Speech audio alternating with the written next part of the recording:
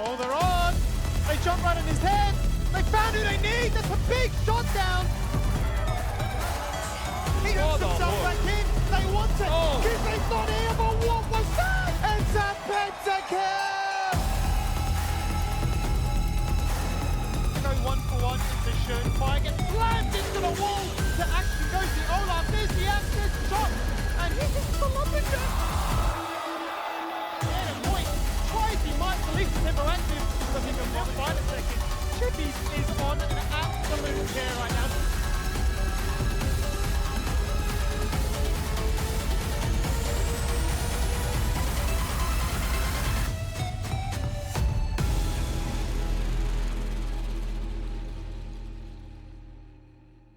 Good evening, all you patient and wonderful LCO viewers. Welcome back. We got our Tuesday league games lined up. I got Max beside me. I got Skimmy.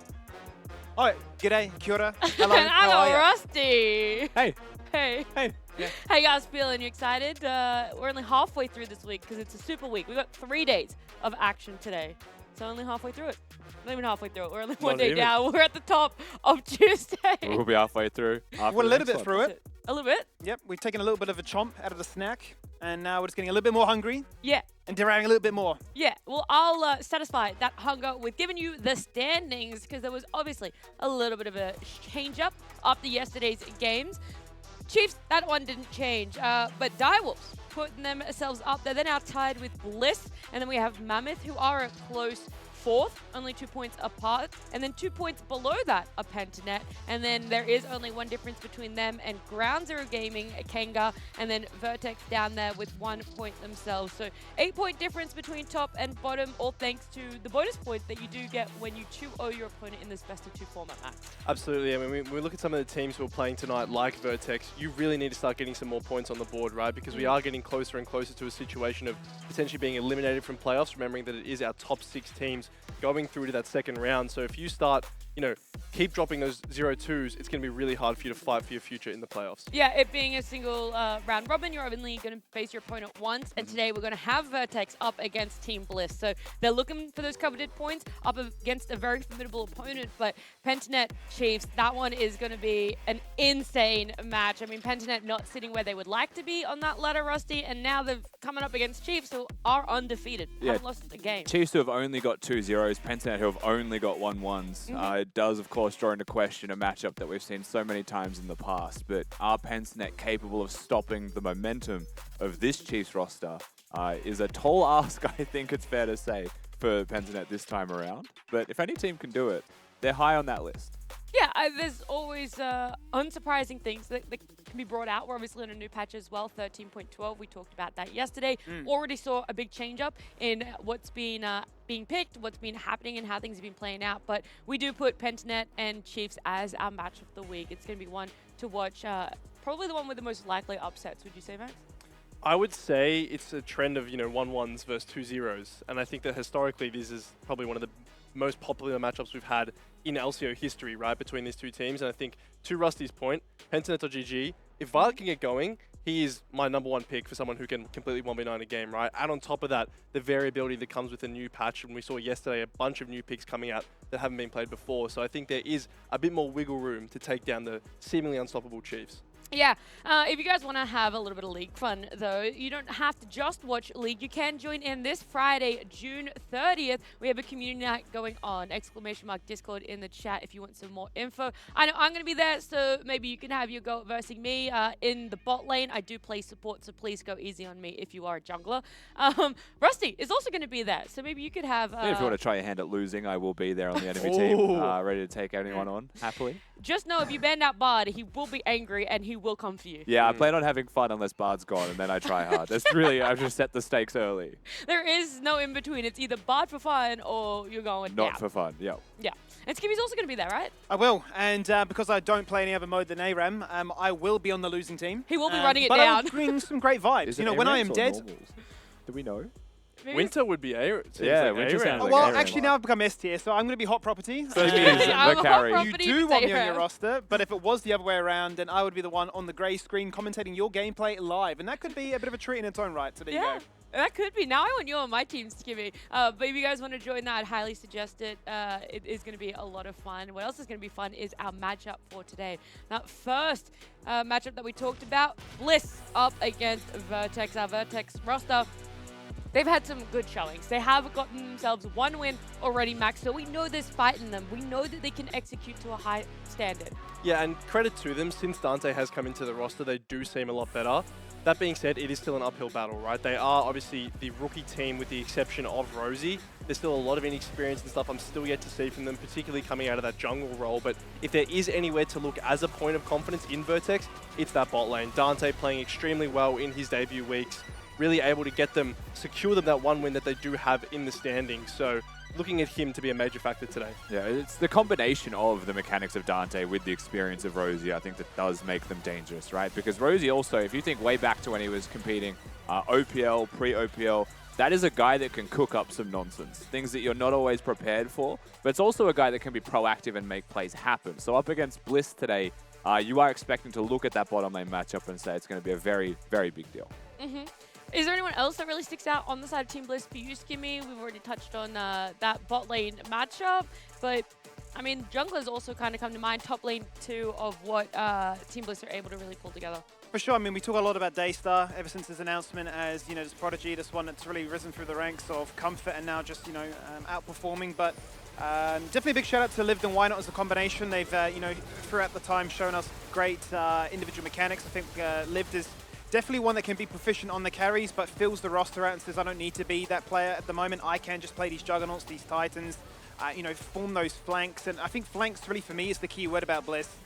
In a lot of their matches when it has been very front to back or, you know, ARAM centric, they have found angles and confusion. I think the biggest demonstration of that was their matchup against Direwolves, where they really took them apart. So I think Lived is a standout performer that's only stronger and stronger in this role, and obviously Why Not facilitates that a lot with some of his creative pathing. His unique champion pool, right, is the one to play the Nidalee, is the Elise, is the Rengar perhaps as well. So if they do want to try and throw a curveball to, you know, a team like Vertex that may be looking to try and stick to the meta more than anything, I think Bliss can look to demonstrate that. Yeah, see, I'm glad that you brought up that point for Why Not. That's kind of why I put his name out there, is because I want to know what champs could be in his pool for this new patch. Max, do you think we're going to see similar things to what we already saw when they played on point 11 and point 12? Or He will play anything. That's Anything. the one thing I'll say about Why Not. I think in terms of solo queue experimentation, he was the first one to really get on top of the Triforce Kindred build, so he's definitely someone who's an innovator when it comes to finding new champions, new builds. So if there's anyone who's going to play something like an Ivern with, you know, Nash's Tooth Rylai's, it's going to be him. yeah, see, that just hypes me up so much more for this matchup, what Bliss are going to bring out. But stats are a very important thing, Rusty, and you got some interesting ones about these two teams specifically. Yeah, so just quickly to highlight this as well, we have Vertex as their average stats and Vertex as their stats in their win against Kanga. The reason that I want to bring this up and the reason I think it's so important is in their win and in their games as a whole, they play quickly, right? The average gold difference at 15 between their wins and their average is like 6,000. So they play fast and loose, and either it works or it does not work in a very big way. Past that, again, in their win, they had first blood, they had first turret, they had first drag, and I think they had first herald as well beyond all of these. And so they had absolute control of the map as a team. And I think that's a big positive that they should be looking to continue through, right? It's that early dive, it's that pressure in bottom, it's that early setup as well from their laners and the experience of Rosie and Dante that I think can help carry them home, where their opponents in Bliss still are basically second in most of these stats. Everyone's behind the Chiefs, but still second in the league in most of these stats in comparison. So if you're going to have Vertex be aggressive and take out a game, they're against the big dogs that are experts at it, which is why this is such a difficult matchup for Vertex, and this could explode in 5 minutes. That's a short time. I'm hoping maybe we can see a little bit of back and forth explosion either way. But we want to talk to one of the Vertex members. We got Rosie ready. We're going to have a chat with him. Rosie, hey, I'm going to just jump on in. I'm going to ask the hard-hitting questions. After your win last week, you know, do you feel that you've had time to reflect now? You know more about your win condition, what the team's strengths are, and what you really need to focus on to get another dub? I don't know if our win necessarily gave that to us. I think from playing our scrims, we kind of already know that. I think it was more like us finally showing, I guess, on LCO, like what we can do. Like game 2, I think we kind of like botched that a little bit, but at least like game 1 showed that like we can kind of play to like our strengths and like the win cons.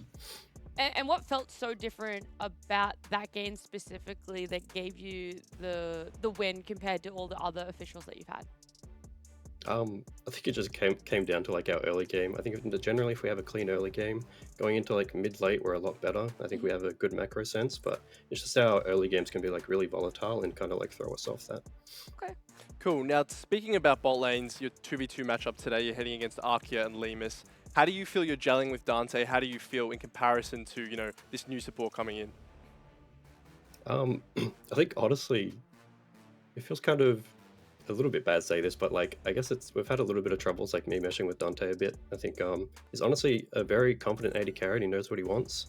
And I think generally I've had like passive AD carries in lane, so I've kind of had to like I guess like play towards him and how he wants to play, and like listen to his calls. So it's been a little bit hard, but like I think we're really getting there, and I think we could be a strong lane. As for Limas and Akia, I know Limas has honestly been really good this year for Bliss. And Aki is a little bit of an unknown, but I think this patch really suits him with, you know, playmakers coming in like Rel, Thresh, or just like all these engaged champions. So could be an interesting lane. How do you think the patch suits you though, Rosie? Do you think this is something that you could be bringing out some hidden champs as well? I mean, maybe. I think it's not the best for that because engaged supports can kind of ruin a lot of those, but I mean, there's always the possibility for me to play something weird, so we'll see. Hey, look, that's what we enjoy. Also enjoyed your interview. Thank you so much for joining us, Rosie, and good luck today. Thank you. So yeah, did you get your answer? About no. You wanted him to shit talk, didn't you? Yeah. Yeah, you wanted him to be like, no, we're better. We've got we've gelled together. We're gonna just absolutely stomp them. Well, that's what I was wondering, was that whole experience gap that we talk. We always bring up Rosie as this player who's played since, you know, before Dante was probably born, even coming in with the young mechanical Probably talent. primary school. Primary school, yes, that was an exaggeration. Basically, yeah. Dante's not 8 Exactly, years old. sure. But yeah, this whole mismatch between experience versus the young talent and the explosivity versus, you know, the more measured style of play, and I think that's something really interesting. Yeah, and to try and find that middle ground, like who really should be making the calls, who has the overview and all of the information. So Absolutely. no, I did like that question. I liked hearing from that. Do you rate their chances in the bot lane, Rusty? Because you talked about that's the lane you'll be watching. It's definitely the most volatile place with Arkia, and like he mentioned, this patch enabling tanks and enabling engage, so I do think they'll have a very hard time dealing with the expert of hook champions who now has a Rel and all of these other champions added to the list. Probably a tough task for Vertex. Yeah, tall ask. Stumbling on my words over here. Because I do have word. Why Not is ready for our interview. We're going to bring him in. Hey, Why Not? How are you going? I'm going pretty well. Nat, how are you guys on the chair, on the desk, on the couch? There we go. All of it. You know what? All of the above. Everything you said. How much do Bliss pay you to be like a merchant at their store there to put everything on display?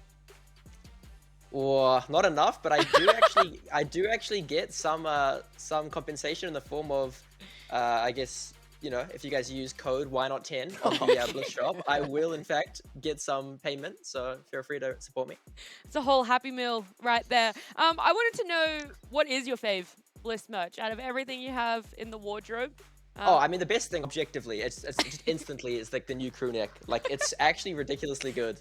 But no, honestly, just the classic shirts, they're very clean, very good, very comfy. I love it. You know. Thank you so much for entertaining me. Good question. No, of course. Serious gameplay question now.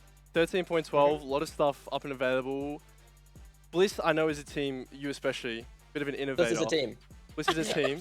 You're an innovator. Bliss is a team. I got a tweet I'm going to read out, and it's, all right, you know what? We're going straight to the tweet. Just go straight for it. Go straight for to the tweet. Go. Okay, on the 19th of the 5th, 23, you tweeted, I'm so drunk at Riot Freak. Freak. Can you comment on this? I think it's really it just says it, man. Just like I'm so drunk right now, freak. Like the balancing of the game, man. It kind of goes crazy. Sometimes you got to deal with it in self-destructive ways. Yeah, but like you on that always night. Look out for yourself, man. Like me on that night, man. I was so drunk that night. Good response. Do you That's want to all. ask the actual question you. now? No, that's all. Oh, okay. Well, I have another not so serious question. If you had to 1v1 another jungler in the league, IRL, who would it be? I'm talking like charity boxing. I mean, I'm thinking. I think me and Draco a while ago were actually doing some weight classes for LCO players. We're gonna do like a Okay. cage match kind of like tier list. I'm not sure if I was in the league at that point. Let me think. I think me and Gooby could be pretty funny. I think I'd get slammed. He's got that like his arm length, his reach is like way too big. But I reckon he's like lanky enough that maybe if I get like one lucky hit, you know, it's playable. But I think the rest of them would probably like Playable. rest of them would probably clap me. I don't know. All right, I love it. That was probably one of the best answers you could have given. Why not? We do have to cut this interview a little bit shorter, though. Thank you so much for joining us, and good luck today. Thank you very much. I just picture when Why Not says Goofy has long reach, I picture like someone putting his arm out, and Why Not's just like doing these ones, trying to get like a I hit can't in. get over it's playable. Like Like, it just speaks in League of Legends. like That's two we languages. counter pick, but it's playable. Yeah. Like, you know, tough Yeah. matchup. Yeah, but grab this brand. It's meta. I'm weak you know? side. Yeah. I'm weak side. But you know, I think it could be playable if I I've get been one good nerfed, I'm punch in. short. GG. Just give me the blue buff and it's playable, bro. That's don't another worry. tweet pre-boxing. Freak! I'm so short! Outright freak. I love the receipt, so it's almost like you'd been given a court summons. You're like, care to Same. comment on Oh. this, mate? yeah, no, it's perfect. I was just like, I had the idea and I went through Why Not's tweet, which is That's a long pretty journey. hard to get through, Sure. but we found this one. So, You got Had the to go juice. back luckily, through we got 200 till you got to May. oh, didn't you? 500 probably, yeah. Why not? Always a good sport. We do have our side select though. This is what I was talking about, Skimmy. This Yep. is what we closed the show with. Was there going to be a change up in side select preference? And here we see Vertex. They're picking up red side, so we're going to see Bliss on blue side twice. Vertex taking red side twice now. Very different because Vertex were originally a blue side team the last few weeks. That's right, and I'm really curious to see why this matchup in particular, if it is the team they're going up against or if it is a, you know, a product of the patch. Now, a guessing part of me wants to say that it's maybe a case of giving Chirp the ability to try and counterpick into Daystar that we know is an absolute weapon and might just have all the ability to try and outplay him. But I would still say that there's a champion Ocean that will counter you in that direct direct matchup. So I'm quite curious to see why they've left it this way. I wouldn't imagine you'd want to give it to Tomasino necessarily if he's going to be like on a sort of tank facilitator, whatever it may be. So yeah, I'm curious to see the direction this goes with, but I'm leading towards mid lane personally. I would agree with that. I think another angle could be support. When you're looking at the matchup between Arkia and Rosie, that is an angle where, you know, if they're both playing engaged, they're both playing those Sure. melee, Sure. you want to be able to have the better side of that matchup. And, you know, I know Rusty is a support player. Sometimes 5-ping support. Not when I play with you, though. Sorry. Bliss is a team, and you All are right, a you know support what? Nah, player. just go on, take it. No, whatever. Yeah, Seriously, no, that's Dan Wait, Fan I was vote. gonna say you're really good at this, Max. I know, and no one will interrupt you. It is time for Dare Fan Vote. Where can the viewers go? I wore the extra tight shirt for this one today. That's right, up there. If you guys want to have your say on who's going to win this one, you can use your channel points up there. There we Hey, go. the confidence is back. We're feeling Yeah. ourselves. We got it. Yeah, We're oh, okay. he never We're left, ready. baby. He never left. Our predictions, no. Oh my goodness, Max and Skimmy, you're on 12 points. I'm so proud of us. You guys have gotten the 2-0 for Yeah, Bliss. we messed up yesterday, didn't we? We lost the best of 2 to the power. Yeah, that were technical issues. You weren't winning game 1 of that. Oh. Don't You'll never know, will ya? Oh, yeah. lie. You will never know. One of those teams had Ivan and Rel in the same comp. The I'm other just team saying. had Exodia. But we're all on the same page. No one can argue here that we No. do think Bliss is going to be 2-0ing. Yeah. I don't know if there's much more that you guys want to say on it. Is there anything that you want to add, Rusty, even about side select, anything that we talked about in the past few minutes? I think we haven't highlighted a couple of places. You mentioned Chirp maybe getting a counter pick from memory. They constantly blind pick him stuff. They So do, yeah. I think regards to draft, I think we'll have a very expected approach to this one. I think maybe the red side was just to deny the Daystar effect Sure. from being at 100. Could have been. You know what? We're actually going to find out right now true. because our game number 1 champ select is ready. Well, let's get the grand reveal and kickstart the day as we load in with Bliss on the left-hand side here with that first pick priority and, well, 6 champions already denied as a result. LeBlanc is the only champion now that joins the likes of Nico up there with a 100% presence ban. You'll note that LeBlanc, ever since it was played by Daystar, specifically last patch, has been denied in the 3 games since we've announced ourselves on 13-12. Static Shiv being a little bit too strong, and that champion in particular a little bit too much to bear. Bliss going to open up here with a Maokai, and we'll get to see what Vertex have in response. Sejuani going to be an interesting response here to that Maokai. I mean, essentially just matches the role of both champions if that is going to be a tank Maokai, right?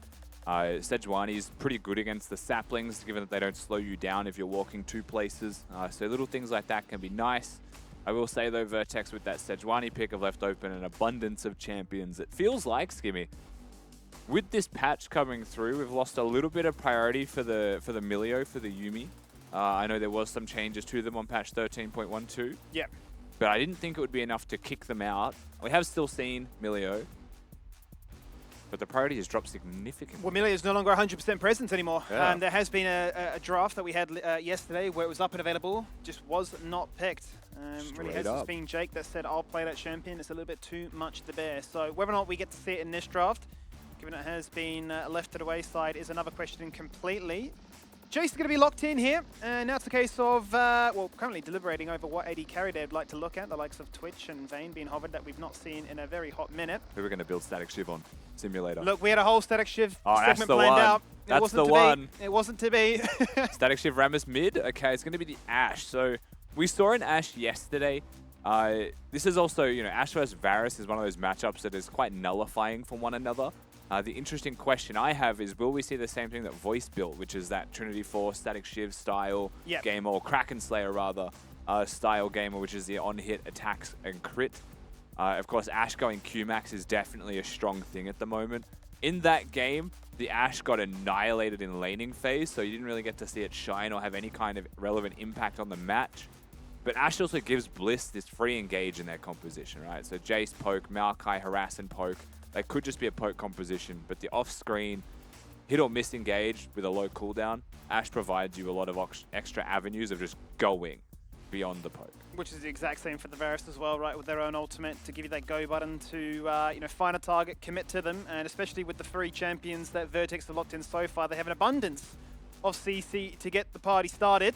They do lock themselves in the Victor, so Chirp is going to be holding that one to try and get one over Daystar on this occasion. But the Milio will finally come out and receive its ban, as will the Rel. Yeah, I'm wondering if the Milio was a ban as a reaction to the Rel being taken off the board here. I do think Rel would have had immense value into Jace and an Ashe, right? Both very low mobility carries. So you start to look at, you know, are there other AoE ultimates that they want to consider that could be super useful? Nautilus is the obvious choice here for Vertex. With the Varus, if it's going to be an on-hit though, with the Victor that can also be scaling damage, you wouldn't be upset at any kind of enchanter or just a supportive tank. Yeah. So I think plenty of choices there for Vertex. Alistar also on the cards for a last pick on red side, right? So never discredit that. Alistar ultimate also immediately denies Ashe ult. So a little bit of value there. But you never blind pick an Alistar if a mid laner hasn't been confirmed. And if Jace is flexible and a Sylas gets picked, you're a sad man. That's it. That certainly is the tax you have to pay as the Jax comes out to match that of the Cassante ban, targeting our top laners here. So game on now for Vertex to decide exactly how they want this to pan on out. Will it be the Enchanter, or will it all just to be, you know, about these tanks and these hard engagers? You'd imagine then, if it isn't going to be, you know, your mid lane being saved, then it would go to a support pick being hovered instead. But a Karma comes out. Still potential for that to be flexed elsewhere. I guess we've seen Shinky play at top, right? As most likely support at the moment, Varus Karma is one of those super oppressive lanes. Karma Shield can deny Ashe's poke. Yep. But it is blind picked, and this is where, again, you go for the Karma, you leave open options like the Nautilus, you're going to be probably locking in that Nautilus. And so Team Bliss, with no surprise, Arkia, right? It could have been a Blitzcrank. For all we knew, I think Blitzcrank could have been a decent slam here as well. All the shield denials for sure. Yeah, given that you have a Varus and a... Well, actually, you have 3 really good targets already, right? 4 hooks. But it will be the Nautilus, the safer, easier version, of course, of that. More reliable, more consistent, can also peel quite nicely. And then an Ornn to round out that composition. So this is one of those drafts where it is an AP Maokai jungle, for sure, given that they've gone for the tank top lane. So look forward to seeing why not with that first strike build. There's no sustain on Vertex's side, right? It isn't a Soraka, it's a Karma. The shields, the movement speed will be nice. But that poke from the Jace, the Ashe, and the Maokai can be significant. So again, Demonic Embrace, AP Saplings will be a bit of a menace, not only for controlling vision, but definitely wearing you down. And, well, it is going to be the Karma in the bot lane, as you imagine, but the Scion being saved for that 5th and final pick always feels a little bit rough when it's like, oh, I've just locked in a tank here. That 5th pick hasn't really found its true counter pick merit, if you will, especially when going into that Ornn matchup. But either way, I can't imagine either side is too upset with what they've landed on. Dante going to get the chance to showcase what Varus looks like in the bot lane. It's a more conventional spot as opposed to Fido showing us the AP mid lane. And I get why you look at Bliss and you save a counter pick for a solo laner, Skimmy. I understand that. But to see an Ornn and a Scion as the last 2 picks for both of these teams is almost comical. Yeah. When you look at finished drafts and think of what other options could have been, right? That Karma could have been something else, and the Scion could have been picked anyway, right? So exactly. It's one of those funny situations where you look at the draft is completed, everything makes sense, it's just kind of funny to watch the order with which those things were locked in. So for the Bliss side of the coin, we've highlighted already a fair chunk of what their composition is looking to provide. It's pretty high range with abilities. The champions themselves aren't that high range. They will be in close quarter combat, but they have long range harass. So poke setup, objectives control, get vision control first, chuck out those abilities. Fairly cheap item spikes as well for someone like a Jason and Maokai with those 1-item spikes. Yep. Are going to be quite dangerous with those objectives, and that's exactly what Bliss love fighting for. For the side of Vertex, right, going for the Sejuani Scion top side, maybe you can gank it a couple times, but you've just got double tank top side and a Victor mid. So the game plan for me, for sure protect mid, for sure protect bottom. Chirp has been the victim to a lot of ganks, a lot of pressure. I don't think you can afford to consistently allow Chirp to fall. Whether it's his own fault or it's the team's fault, that needs to be remedied. They need to find a band-aid and certainly apply it quickly to get themselves patched up and ready to go. Loading into the Rift up against a Titan in Bliss. Your runners up for Split 1. Ready to showcase that it's not going to be a one-man race at the very top, and they are hot on the heels of Chiefs looking to try and take their position in the league. As for Vertex, currently struggling at the very bottom of the table, they would be looking to form a monumental upset here and showcase that on a brand new patch with some different ideas as well. They can look to really replicate a lot of those strong points you mentioned in your pre-game segment. So let's also have a look at laning phase in particular at the start of this game, because I think this is going to be quite important. Top lane just going to be a tank matchup. Yes, can be volatile, just going to be a tank matchup as we're watching a frog just back leg run. It's very adorable. It is. Mid lane tends to be that, like, Victor can harass you if you're not careful, right? If you're standing in waves, the laser can come through, can push. Jace is one of those champions, though, that at level 1 can trim the first 3 minions and in hammer form just unleash, jump on the back line, hit some incidental damage, and have a really strong position in the game. But the Victor could be okay pending junglers and all of that involvement, but bottom, already damage. First Lots it goes of damage. on, and Dante's in a lot of trouble. Summoner Hill's already been burnt. Ignite goes out as well. Straight away claims an order will do it, and an order will confirm first blood. Look in 2 before seconds. 2 minutes. Arkia might even look to try and get angry and just lay another hook for good measure too. Passive flash to deny the double. And that is the best possible start here for Bliss. And I was working my way from top to bottom in lanes because bottom is for sure the most volatile. Looking at Vertex's comp, double Comet, Varus Karma. It's all about kills all the time. Rosie does end up taking out Arkia here, but that is a second kill for Lemus. And a dangerous start to this game is why not mid forces a flash as well. Don't even get a chance to reflect on what happened in the bot lane there as a second play makes its way towards mid, burning the flash of Chirp, making Victor's life even harder into a matchup. You already mentioned whether Jace can certainly start to get ahead with that first strike range. Not the start you want to afford, and certainly not one you want to give into the pockets of Lemus, which has been really in the form of his life so far this split. Yeah, Lemus has been on an absolute tear. It feels like, hit the PCS playoffs and just came back reinvented, right? Certainly has improved in leaps and bounds and is to be commended. Bot lane's still a very present issue that doesn't feel like it gets better anytime soon. Not from champions alone. In terms of summoner spells, right? Ways that you could potentially abuse this. No flash from anyone in the bot lane of Team Bliss. Jungler in the area. You're thinking to yourself, maybe there's a chance, but look at the vigilance from Why Not. Steals away the wolf camp, gives himself that slight advantage, and is hovering bottom to make sure that Forever doesn't do, the cheesy, well, I have no camps, I have to gank approach to the game. We mentioned it could all happen at the first 5 minutes, and it certainly has in terms of making Bliss feel very comfortable with how it's all played out. Question becomes now, how do Vertex stem that bleeding and quickly get themselves back into position? How long's Arkia going to wait there, do you think? Top in big trouble. Certainly is. Tomasino is copying a bit of a beating right now. Liv will be gracious for the meantime. Forever was there waiting in the wings, saying, maybe we'll just shove this wave, get you back to base, and make life a little bit easier. But Liv says, auto-attacked the wrong thing. I want it, and I'll get it. He does buffer the auto-attack by hitting minions, then he will die for it, but hey, he gets the kill. Look, I will say that missed auto attack could be the difference between Sejuani getting a stun or not, which could have resulted in the kill. But neither here nor there for Lived. He achieved his goal, which is the 1v2, find the kill. Waves crashed. I don't think he's mad at it. What an odd start to this game. We've got 5 kills at 4 minutes. It's as explosive as you'd want to see it. And both teams have shown that they can definitely put their foot on the trigger to get it going. But you know what? Dante's got a lot of farm. There is a massive wave that can build here, but again, think about Karma and Varus. Their push is really nice if they want. Their harass is insane if they get the opportunity. It is Bliss that are not allowing that opportunity to exist, right? Constant hooks at level 1. Hex flashes. Now a Maokai here for like the 3rd time.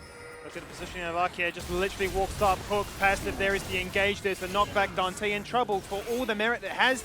It doesn't amount to anything. Forever too late in that bush, trying to be a backup, a deterrence, if nothing else. But they see a target, they kill the target. And what was a 10 CS difference that helped just a little bit to equalize some of those kills is now going to be even worse for the bot lane of Vertex. Mid pushed out a lane, has got the teleport advantage though, so even health trade's not the worst. Ooh. It's now a little bit more devastating, but still okay. Rosie again. Rosie in trouble. Last time this happened, he did get a trade with Arkia 1-for-1, sacrificing himself in that process, but disjointed in this sort of lane assignment now because Dante's got to fend for himself again. I think Rosie was holding the wave though. Oh, that's insane. How has he hit that hook That's there? not human. That is illegal! He's just returned! And he's already down to 25. That's like, that's genuinely not human.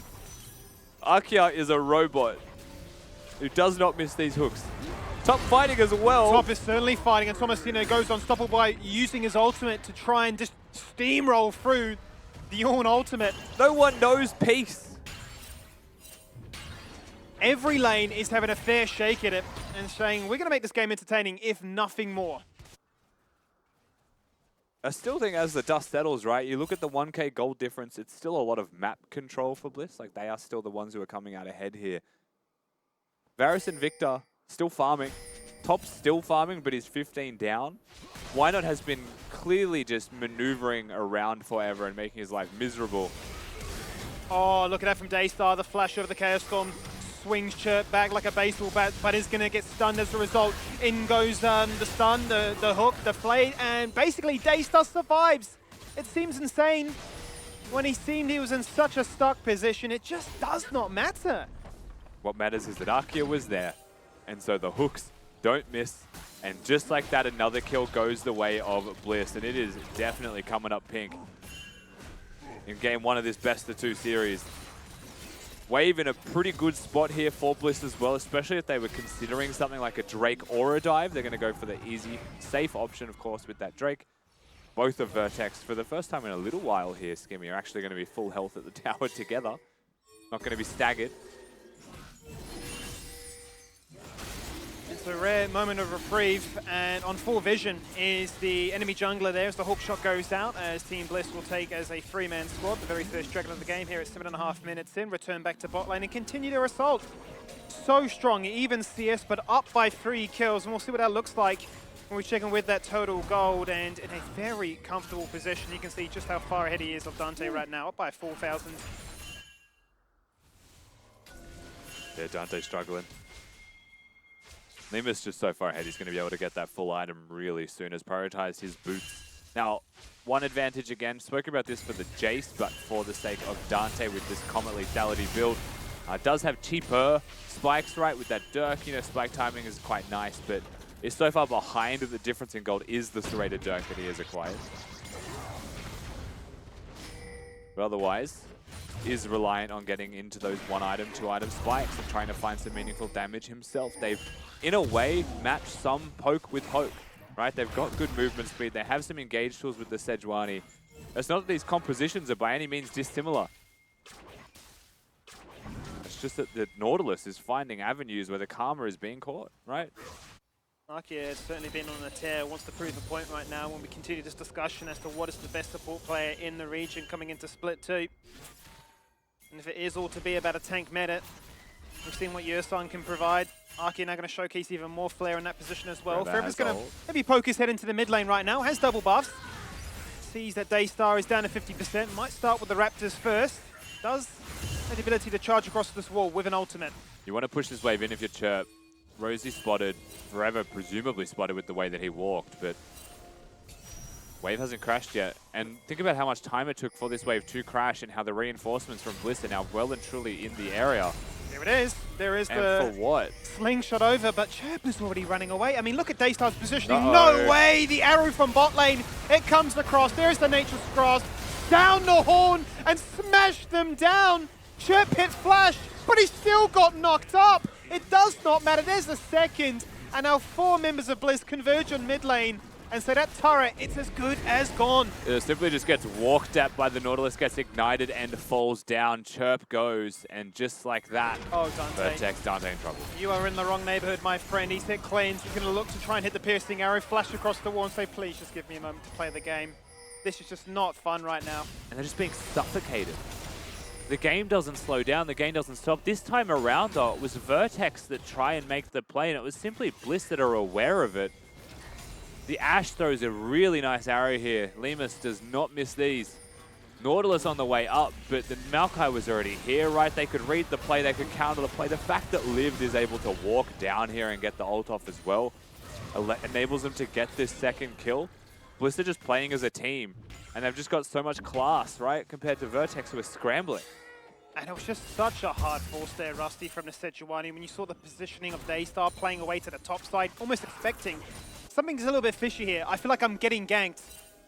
That when you do see the Glacial Prison go out, you're thinking, but for what reason? And ultimately was their demise.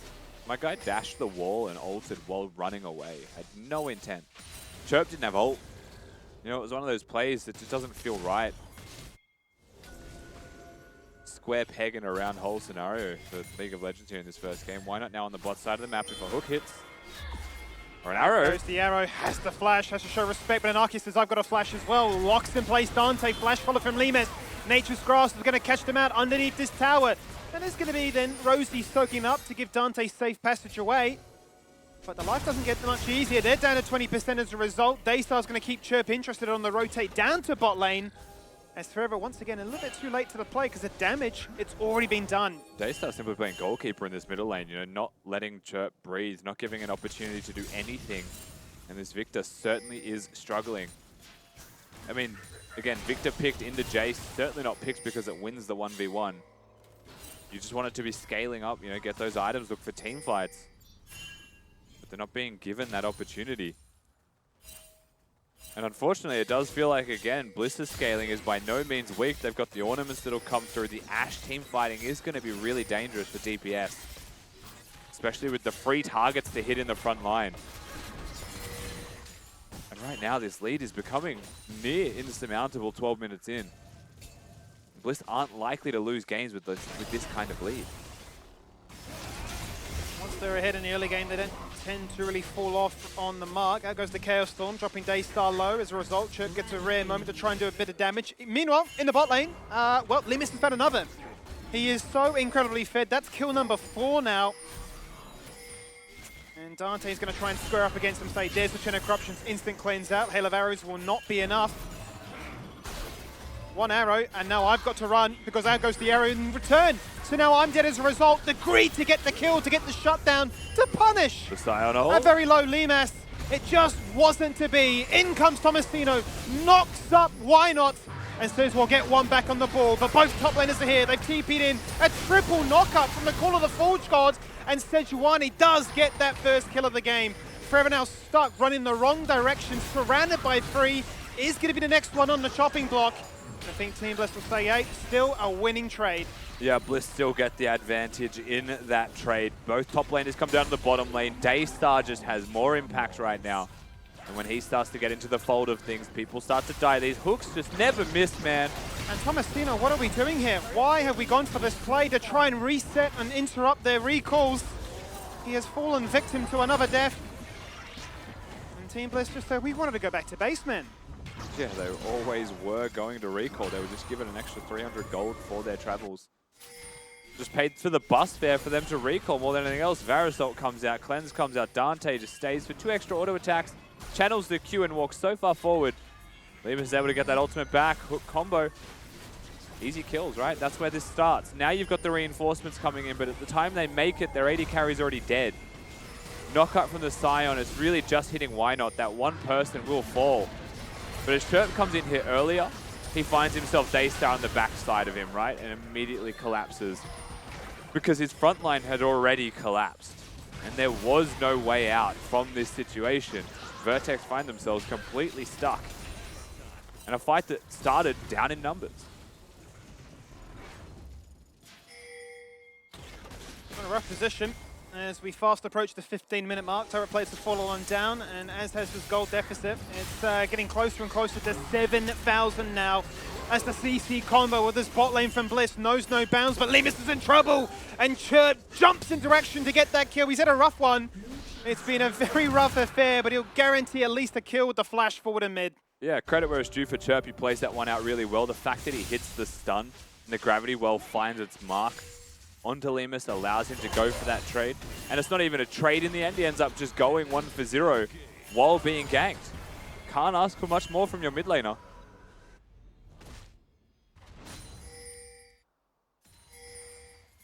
It appears we missed something. Dante throws his ult. It misses. Dante dies. Play-by-play. Hey, that was some solid play-by-play. He's just dead. You saw it, you talked about it, and then we're Dante's back to struggling, it. man. Dante's very much struggling. I do Completely think different. that, like, when I see Varus, and then I see an Ashe locked in, it does feel like in a lot of ways Ashe is just good Varus. Right? I think it is easier to build the attack speed crit build as an Ashe at the moment.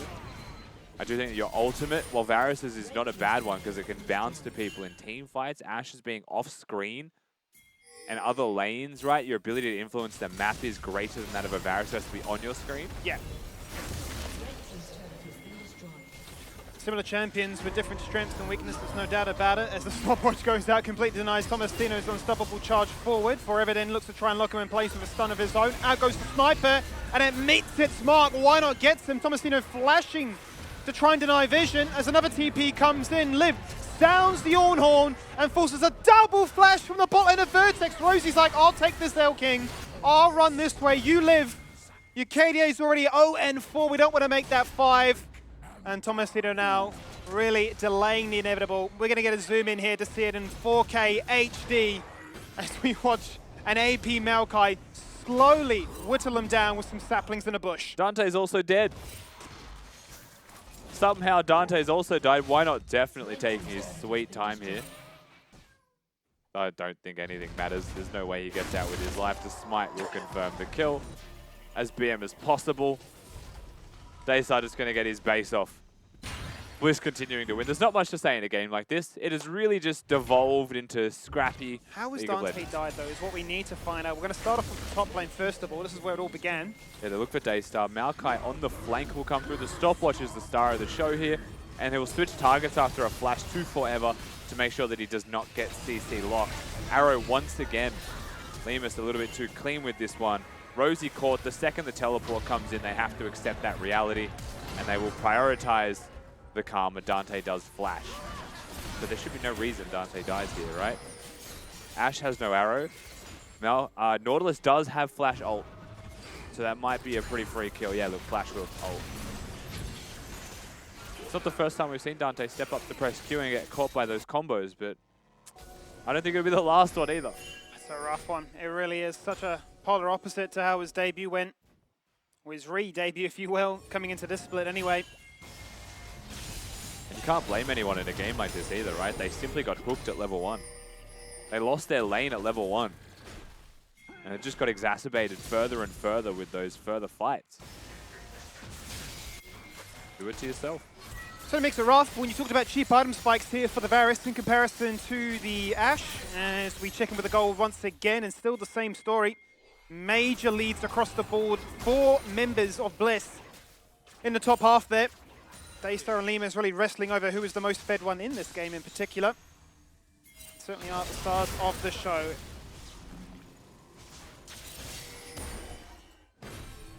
What a great name, by the way. What name? The Jack Show, the upgraded version, the Unspoken Parasite. Unspoken Parasite. That's an incredible name, as is that an incredible play. Daystar just going to leap on his head, slam dunk him down. It is a fantastic name, actually. I don't know what a protein is then, though.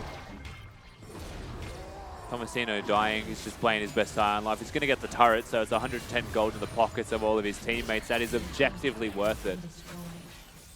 But he did lose his mid laner as well. Varus Ultimate just going to go wide here, and ultimately we are seeing Bliss run the map, control the game from start to finish. Most likely move towards the Drake, consider the Baron as well, close to 20 minutes, and just keep the pace however they would like it to be. They've got their item advantages, they've got their item spikes, they're sitting pretty. They're not really waiting for anything else other than just playing the game out the best they possibly can. Well, to put it simply, they have a 10k gold lead at 20 minutes on the dot. They really have the world at their disposal as to what they decide to do next. First ornament upgrade goes towards their star in the mid lane, so that Jace is stronger than ever right now, sitting on that perfect KDA. And look, they've got the first 2 dragons. They might look to make a play towards the third to guarantee that Vertex don't deny that one. But how would Vertex even look to try and consider a potential steal denial, or play at least, on this Baron? Yeah, stealing this is going to be tough, if at all possible. You can see a blue trinket actually used by Bliss to make sure that Vertex weren't even considering doing the Baron themselves. But the fact that was a no contest Drake, the fact that it was a no trade attempt Baron, does effectively mean that Bliss get to choose when the Baron is done. They don't have to do it anytime soon, right? They can just body Vertex out of the map top, fighting. But it certainly is, and Liv's going to try and get a 1v1 into Chirp. Force flashed away, that means the arrow will not connect. Rosie rocks up, gives him a shield, a bit of movement speed, and says run, and run fast. Here comes Arkia though, that means the Glacial Prison goes out, the Chaos Storm as well. Put a bit of damage on him, lock him down and slow him down. That goes a Chain of Corruption as well, but you can't stop Arkia. He finds a way, he flashes away, but Shutdown does go the way of Forever. Nature's Grasp locks in place too. The Saplings actually take out Chirp. And we continue to press on forward. It's a team in strength, a team just so far ahead. As Daystar gets a double kill and says maybe now that Baron, because we're all here, is the next play. The Saplings may get chirped. Daystar with the shockwave as well finds himself a nice little follow-up kill onto Rosie from about half HP. Baron going to be started here for Ever Alive. Has no smite though from the looks of it. Why not does? In terms of steal percentages, you're now looking at a 1% chance. It's a Hail Mary. It's a needle in a haystack. He can't get there as well as Daystar's just going to push him out. And it's just so easy here for Team Bliss. You see another fight. It's things that Vertex have to force their way through. They've done this before, especially in losing situations. But this does feel like it's a mountain that you cannot actually climb. A little bit too strong to bear right now. As Rosie's going to really just tickle Arkia, almost be a bit of an annoyance more than anything. I mean, it all starts here in the top lane when Chirp gets caught out by the full combo. Yeah, Liv does his job really nicely. There forces the flash. Arrow's going to miss because of that, but the fight continues. Arkia hooks the wall to try and close distance, maybe for Chirp, maybe for Rosie, but the Sejuani ultimate denies his ability to use that depth charge regardless. Dante comes in, hits a lot of damage here. That's the reason the kill happens. Then the teleports come through, and it's already a losing situation. You can see the twisted advance, bang, you're dead. Saplings find their kills. Dante is trying his best to deal damage at all times, but he simply cannot find enough for it to mean anything. Red team's turret has been destroyed. It's a slaughter in this first game. I wouldn't be surprised if it continues on that pathway, right? We have a split-pushing Sion. Narca Ultimate basically confirms that it's going all their way. That it certainly is, and that's going to guarantee the opening in the mid lane right now. The tower hanging on by a single hair's breadth. You sneeze and it really would fall on over as Daystar switches his attention now towards the bot lane. Still another minute and a half to go on this Baron buff, and don't expect to see them shy away, even if Daystar is getting collapsed upon by 2. Pops the Ghost Blade. Really well. We'll just run away for the meantime. Dante stands in front of the tower, so he's cooked it. Dante cooked the aggro. Tower falls to a cannon minion that he disregarded. If you walk behind the turret, cannons will prioritize turrets. So they will lose the mid lane, inner, and inhibitor turrets. Baron's still in hand for a little while here. There's only a quarter left. So in terms of pushes, they might be able to try and force the inhibitor now. Victor being very much kept busy by these side lane pushes, but as it stands, Bliss are kind of just playing like one lane wonders presently. Not that I think that they need to do anything too crazy. Just chuck out those Ash Arrows, right? Find someone that doesn't have cleanse. I think you're good. They're not too concerned about having to play the macro sense of drawing Vertex attention elsewhere. Vertex not really poised with the level of strength they have right now to hit them with a wombo combo to try and defeat them, what, 12k down? Yeah, this is the matchup we want to see. That Ornn versus Scion 25 minutes in. Unkillable across the board. Battle of the Sunfire Capes. I think there's a higher chance Ornn wins that either way. W spam is a little bit too dangerous. But nonetheless, Bliss have slowed this game down. They've got a soul that they can go back towards in 20 seconds. It's a Mountain Soul with a bunch of tanks in the front. It means that Dante's poke's going to be so much less relevant. Chirp as well if he's going to be harassing with those lasers. Now has to get through a shield and the bonus resistances that are there. Does very much now feel like a game of fundamentals this day. Star cops a bit of a beating, aggroing, and really enraging Chirp to cycle through a full utilization of CD spells and really guarantee that they're not going to even be entertaining the idea of a flip towards this objective. Denied that on the Baron, denied that on the Soul point as well. Mountain Soul acquired. So if they were hard to kill before, even harder now with all that extra durability. Really does feel like Bliss are just taking their time, you know?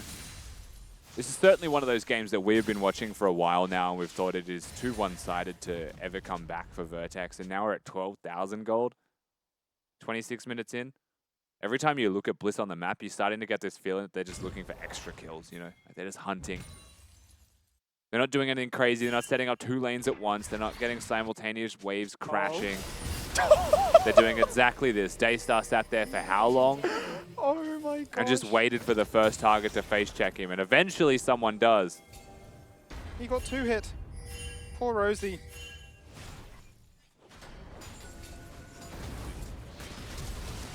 Daystar just trying to fight everyone. Arrow goes across to give him a good escape plan. He will make it to safety.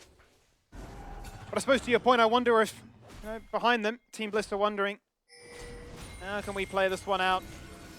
What records can we look to try and achieve? I mean, they're breaking top. They'll probably be able to look towards the top turret. It's hard to break against a Victor Varus without Baron buff. If there is one thing that you would say Vertex have got for themselves, it is a whole lot of wave clear. So, continuing to farm. Chirp also, again, has been solid with this Victor pick, but another hook in mid.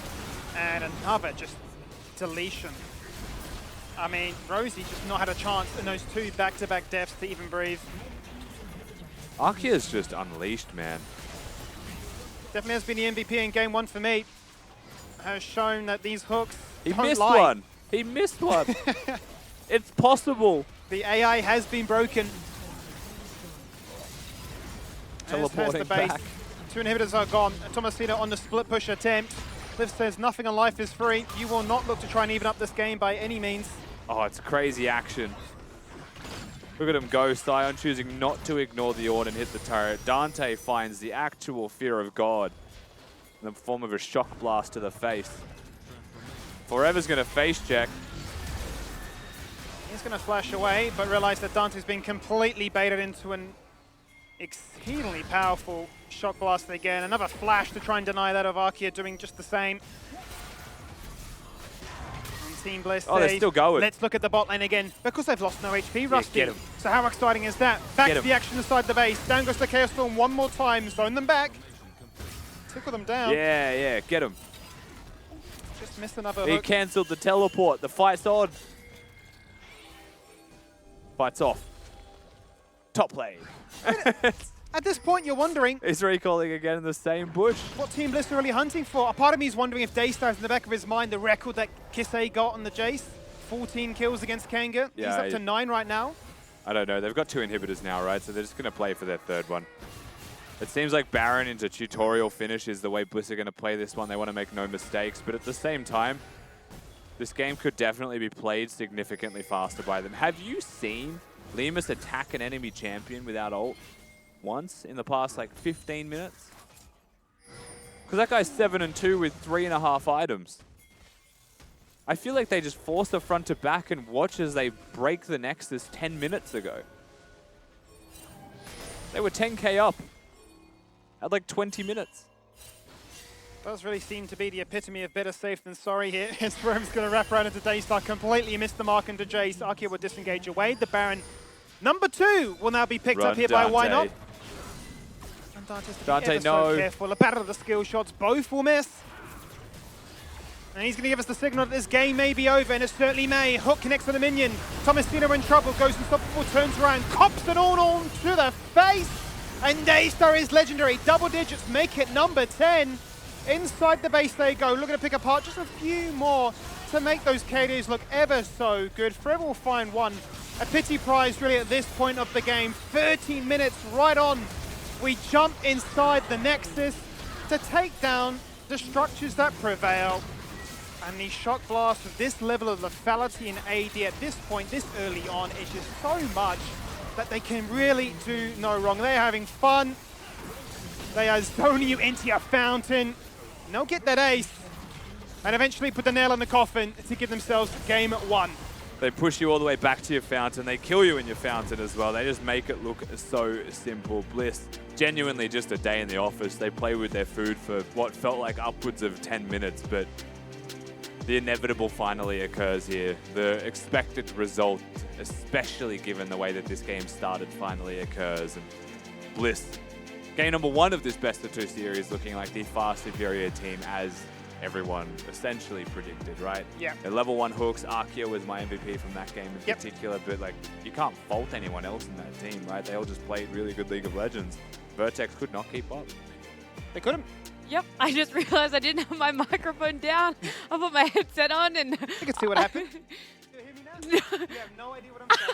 Well, there you go. Great work, Skimmy. I love the insight. That game, you were right, Rusty. You came in and you're like, it's probably going to be, you know, blown wide open at about the 5-minute mark. But I didn't expect it to be in this fashion. I mean, Arkia going in, practically hitting every hook. Wherever he pointed it, it was landing on what he wanted. Whether it was the terrain or a champion, they were getting hooks. And I loved the initiation. I loved just how fearlessly they played this whole game. You said it, Nat. Fast versus fast, 2 styles. And when you pick Varus Karma as Vertex, you are saying we are going to win hard or we're going to lose hard. And unfortunately, when you're getting hooked at level 1, level 2, dying, losing sums, it's going to be losing hard. I have multiple issues with the draft from the side of Vertex. Number 1 being you're picking Lethality Varus into the tanky team comp that Bliss have. Chirp is your only real backup source of damage, and the way Why Not was able to play around mid lane, burning that flash early, making it so Daystar could have his way with that lane, meant you really have no damage options available. And you know, while some of these skirmishes that looked like Vertex were going to be able to fight back, it really was Bliss just toying with them. Yeah, genuinely did feel like that. I do agree with your point as well on the Varus lethality, and the big thing for me is like, why Not have the ability to play around mid lane the way he did? It's because he's invading in the jungle, and I think it's very clear right now that for Vertex, there is a recipe for disaster that everyone knows, and that is apply pressure to forever, throw chaos into the game, and he doesn't know how to adapt at the moment, right? He's a new player, he's brand new. He's a student that has come from China, I believe, right, to just happen to play because he's a challenger player. So he's learning the hard way what it looks like when a team that can coordinate around their jungler puts you under pressure, and he is definitely suffering the hardest possible way, but so are the laners, right, as a result of that. And that's the thing, right? You're having a Varus Karma that isn't getting Prio, that is getting Dove, that's getting pressured under its own turret. So suddenly, you've got a top lane matchup where you 5P to Sion, which could have been a carry. Thomasino does play carry champions. It could have been something to pair with the Sejuani, potentially attack that lane. It's not. You've got a bot lane that you need to win that fell behind, and then that just snowballs into not having any control over your own jungle. The difference of playing solo queue and being challenger and being here playing officials in the LCO against coordinated teams, teams screwing, teams working hard. Everything paid off for Bliss, whatever they've been working on. It was really rough. My heart goes out to Dante. He had a really difficult game for himself. They weren't really set up for success. But Tomasino, the shining light on the side of Vertex, shining light on the side of Bliss, though. Is there anyone that stands out, Skimmy, where you were mega impressed with what they pulled together? I mean, yeah, obviously we mentioned it multiple times. Rusty just said it again, just Arkia. I mean, the fact that, yeah, the support just did not make a mistake. It just made it look ever so easy for Limesh just to basically play farming simulator. Oh, there's a kill. Okay, I'll ignore some CS. Oh, I'll get another kill. Oh, thank you, Mr. President. So, I mean, yeah. You got to take a break from farming just to get more gold from a kill, just to go back to more farming wherever just you looking want at it going like, another kill? Oh, it'd be rude not to, wouldn't it? Might as well, how mate. could I say no? How could I say no? You offered it to No. me. You're too kind. It'd be rude to say no. That's it. So, yeah, criminal game. Absolutely crazy game one. To Vertex's credit, though, and this Yes. is one thing I do want to point out as a potential source of hope, was Chirp at certain points. Mhm. 1v1, I think in a lot of the games, Chirp actually looks quite good, right? When you're just taking him versus the enemy mid laner. The In a problem vacuum, in where a you've vacuum. just looked at this. The problem is he crumbles under pressure. We saw he has to burn flash, then suddenly feels like he can't play. But early on in this game, he was pressuring Daystar in that 1v1, opted for the Doran's shield start. He had that nice 1v2 outplay where he was able to pick up the kill on Lemus. So I think that Chirp, is really stepping into his own as a mid laner. It's about the rest of the team making sure he has the vision, the setup, the play around mid lane, that he can continue to extend those leads. Yeah, I mean, maybe that's something that in the next game they could make that slight adjustment to. They see how Chirp was able to kind of hit that, go toe for toe and be like, all right, that could be the new priority. And we just have our bot lane as this contingency plan. Hopefully they do eventually come online, but we don't need to be putting all the pressure there, all of our, what is it, all the eggs in the basket. Eggs in one basket. Yep. See, I didn't want to butcher that saying as well, you know? All the baskets and the basket eggs eggs. and All the basket eggs in and one. Easter and yes. God, what a great time of the year. There is something about that bot lane that you really wanted to look at, though, Max. We do have a clip that we're going to run it back here for you. So this is basically what blew the bot lane wide open here. You can see whenever you're playing Karma Varus, you need to make sure you're getting boost control. And you can't be getting hooked before the minions even meet in the middle. The fact that you're getting hooked, you're dying, you're not even using flash. It's just horrendous there from Dante. Basically a mistake you can never make.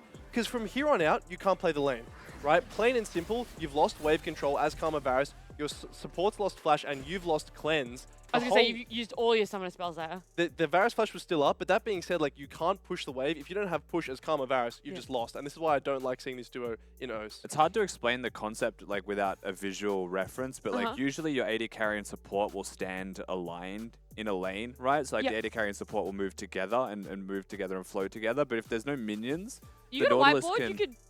I mean, it's I can actually draw it real quick.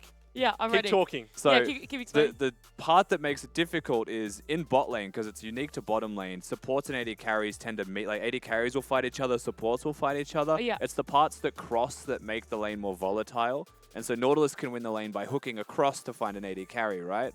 Of and course. so that way, the way that this played out for Vertex is I think he's, This is how it should be. yes. Minions in the middle, Varus on top. What that's was towards missing? Riverside. So this is in the towards bush, Riverside. right? This is in the bush so your Karma can poke and harass. This Varus is is Varus. Riverside. Why do you stand here? Because your Nautilus Q cannot go like this. Cannot break the flow of the lane. Yeah. Unfortunately, Dante walked in before the minions had spawned, and so this situation goes boom. I will play devil's advocate for this one specific thing and say we heard in Rosie's interview that Dante likes to be more aggressive, that he likes to be the one putting the pedal to the metal. Was that what he was going for? Maybe he was trying to communicate, let's be the aggressors here. I would scream at him if Okay. I was. If I was I Rosie said I there. was playing devil's advocate, okay? You are, because that is just, like I said, Blasphemy. for multiple reasons. He was doing the thing that I was explaining, but without the minions there, right? Yeah. He was in, like, if you watch it back, he was in line with Rosie. So, like, Yeah. they're both effectively ready to deal damage at the same time. But the Nautilus just has a hook. Like, you can't do that. Unfortunate, just maybe something that slipped the mind. But of course, one mistake here in the LCO games is all it really takes for someone to be able to take advantage of it. We'll just blame New Zealand ping. Yeah, okay. He's lagging. Yeah. Sure. Cope. Cope. They're going to be on the same side, though. True. Learning from mistakes, learning from You're draft coping. issues. Do you have more faith of them running the sides back?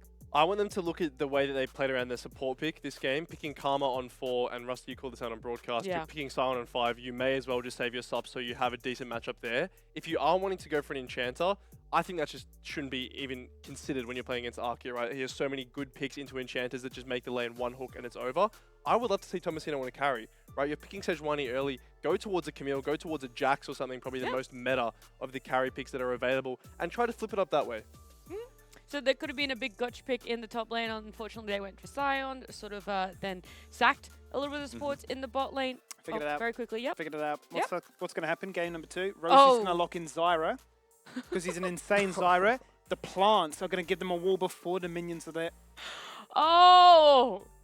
He plays Yeah, you- Heimerdinger instead. You could have went with Heimer. I mean, he could do would've Heimerdinger, believed but it. then Benvi's like, hey, bro, that should be me on the Zyra screen can't right now. place plants at level 1 Look, without the look. luck of the actual heart of the Well, cards top decking a plant in front. Freak! I'm freak! No, I'm free! I ran free! Copy, paste, different account. Excuse me, I love the idea that you're going for there. Bang it. Play Heimerdinger. Infallible. We haven't had any from the fans today. We had a little bit of a quick top of show. We had to rush through what we wanted for our pre-game. So now is your opportunity. From the fans today is for you to tell us your favorite international OS moment. You can use the hashtag LCO for us to be able to display your tweets here on the broadcast. So let's bring some up. I do know there have already been quite a few submissions. Pabu's multicolor hair going international. Fully agree with this. Fully agree. I also vibe with the neon era where he Yeah. had the Yes. like bright green. The Billie He's got Eilish. like Yeah, that's the purple one. blue right now.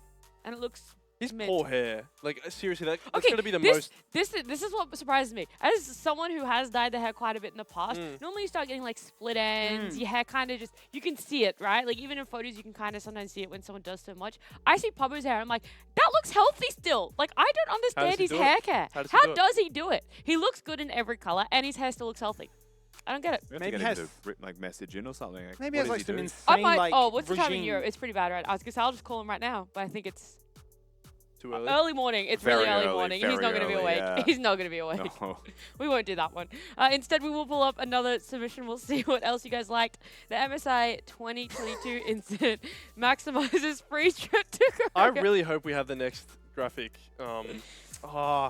Okay, well, unfortunately, what my joke was going to be, he needs a free trip out of D4 because he's 500 games, 50% win rate in D4.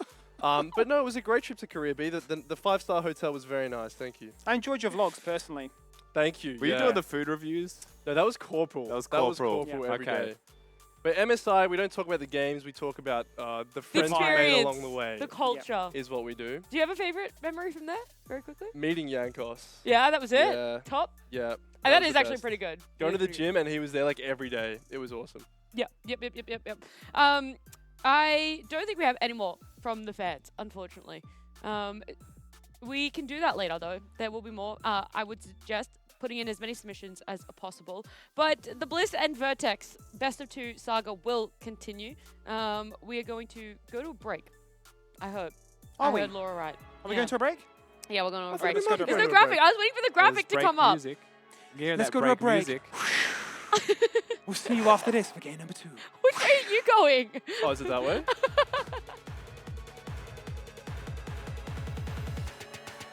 Let's time it now because Dante's going to fend for himself again. I think Rosie was holding the wave though. Oh, That's insane. How has he hit that hook That's there? not human. Simultaneous waves crashing. They're doing exactly this. Daystar sat there for how long? Oh my god. And just waited for the first target to face check him, and eventually someone does.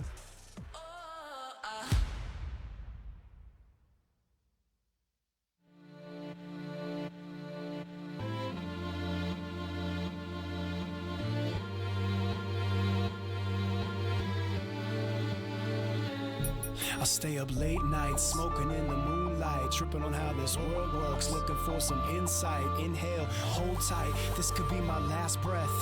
The carbon I exhale, it's butterfly effects, but the reality is this, either one can manifest. I'm careful with my thoughts, just strive to be the best. A few things at a time, global warming to the side. Tonight, I decided just to focus on a rhyme. I'll come back to world hunger. Maybe another time, fight the need to be a hero. We all try to play the role, but I'ma heal you with the song instead. The rhythm fill your soul. That's the spirit, take control. Like to hear it? Here it goes. See, it's been a long time. So many years ago, we stood in front of y'all, and these instruments provoke that voice inside your head to relax and let it go. This ain't politics. Gen 6, Virginia Tech, and I'm not trying to suggest that none of that exists, but this world would be macabre if we were dwelling on that shit. So tonight, I'ma give it to you raw in its purest form. Cut it how you want it, to the moon and to the stars. We give the gift of freedom if you can find it in these bars, cause within these city limits, hard to come by in these parts. And if only for a minute, you can define it in your heart. It's the connection between us, it's where the music starts. I'm yes, gonna fall till I fall, gonna ride till I die. I'll never give in, yo, if I wanna survive. Not gonna swallow my pride, I'll never give up, cause when it's all said and done, is what I've done enough. I push myself to the edge, I push myself to the brink. Is the toil all worth it? It makes me stop and think. But through the mud and the mire, the joy and the strife, no one can claim that I didn't live all of this beautiful life. My instrument is evidence that I exist. The sound of hits and never quits, it's infinite. The frequency is limitless and meaningless. Attach whatever tag you wanna hang, I let it bang from right to left. And every angle in between, know what I mean? In this day and age, so many seem like they're lost inside a world and held captive in a dream. A glimpse of mediocrity, take one for the team. And even though this path is long and this place is unforeseen, gotta keep your feet moving, filling spaces in between, seeing places in your dreams. If you complacent by your means, by all means go back to sleep. The path is steep, there's no rest for the weary. He hooks himself back in. They want it. Kiffy's not able. It's a pentakill. Second, they'll find a second. Chippy is on an absolute tear right now.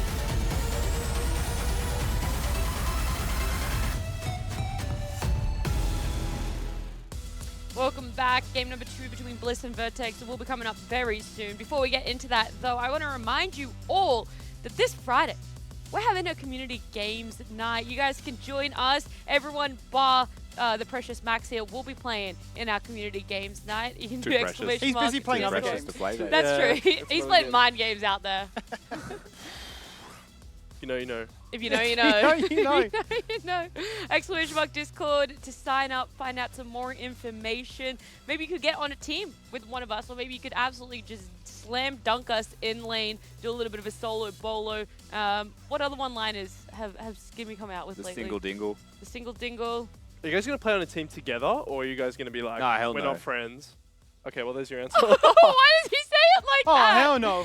Rusty, you were just complimenting my Amumu. Your not that Mumu long was ago. very good. Oh, you know what I Thank mentioned you. to them So the was other the day? Rel. Whilst you were overseas, I told them about that time when I think Yumi had just been launched, and I played Yumi with you in the bot lane, and I just AFK'd. I just walked away from the computer Yeah, for you like 10 minutes. genuinely He was did. doing That's these right. ones. He was doing these ones. And you went, Skimmy, hey, ho!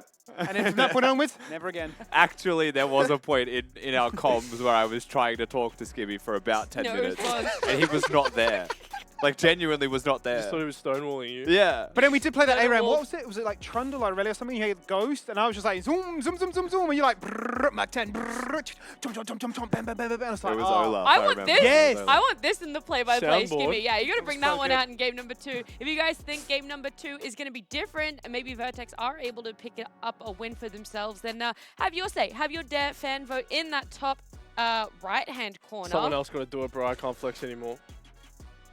Where Skimmy and Rusty pointed. Put your channel Starting points on. in. I don't know what I You know was what I doing. need? I need those like baby floaty arm thingies under and be like, Oh, yeah. you might eat your spinach. A little bit of a Popeye moment there, and they just like bulge outwards.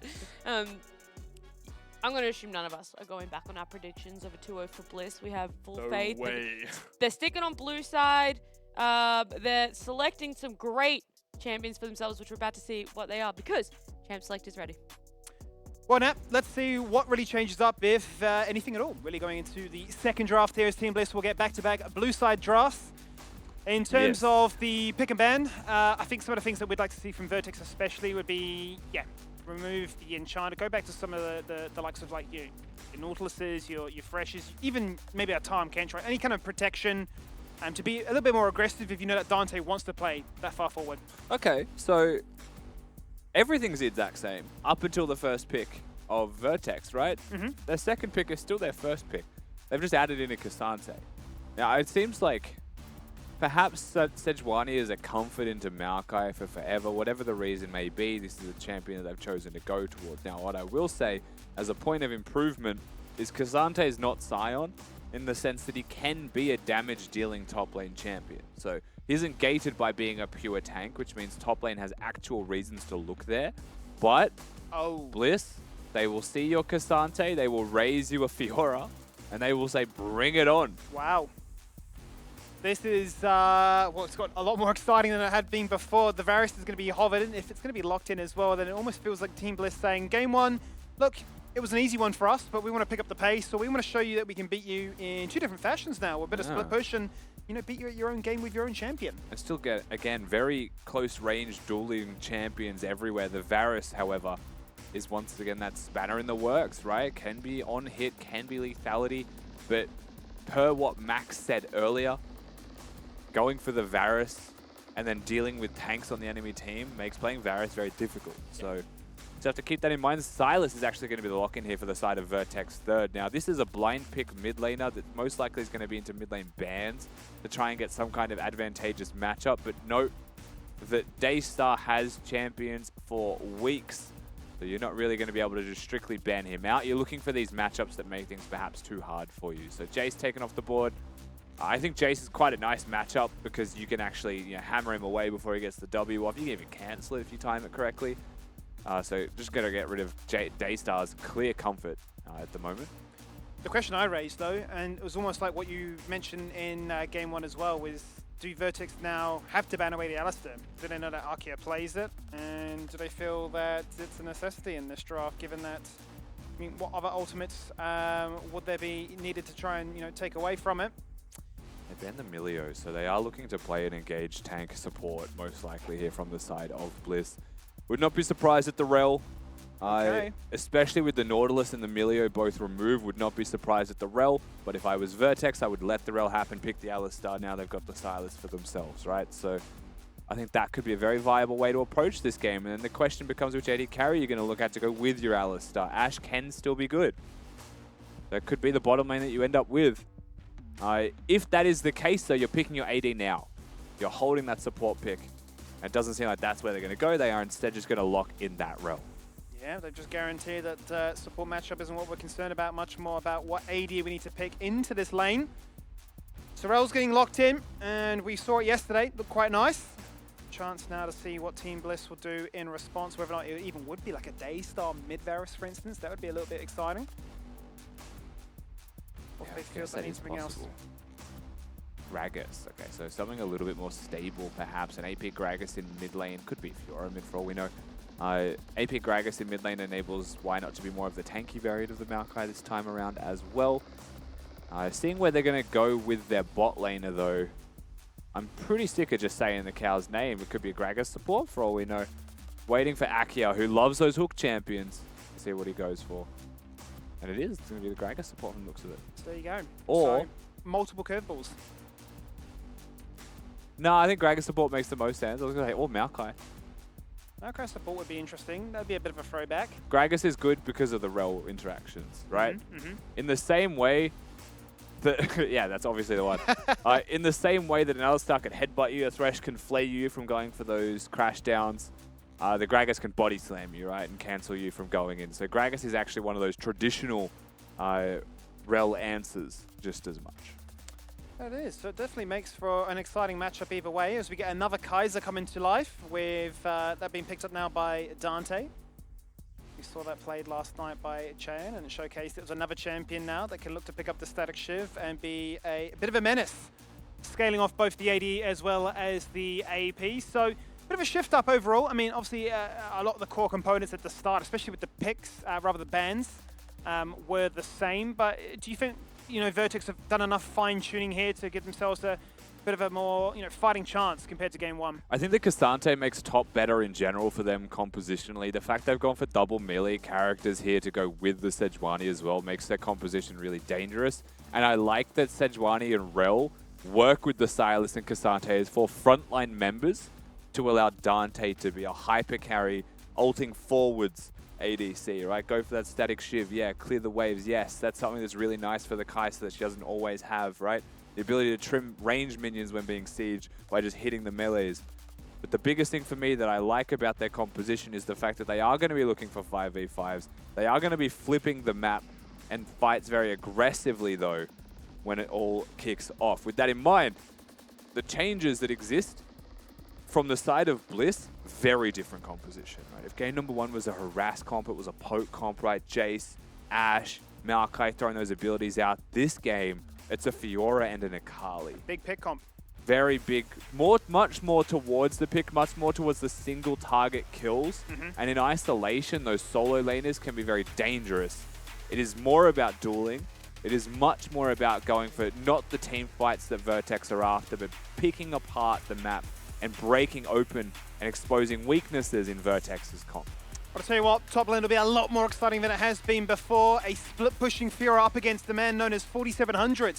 Can the most OP champion actually go toe-to-toe with a Fiora to give us some fireworks up there in the top lane? Let's see what happens here from the very get-go. As we see ourselves, Vertex grouped up as 5.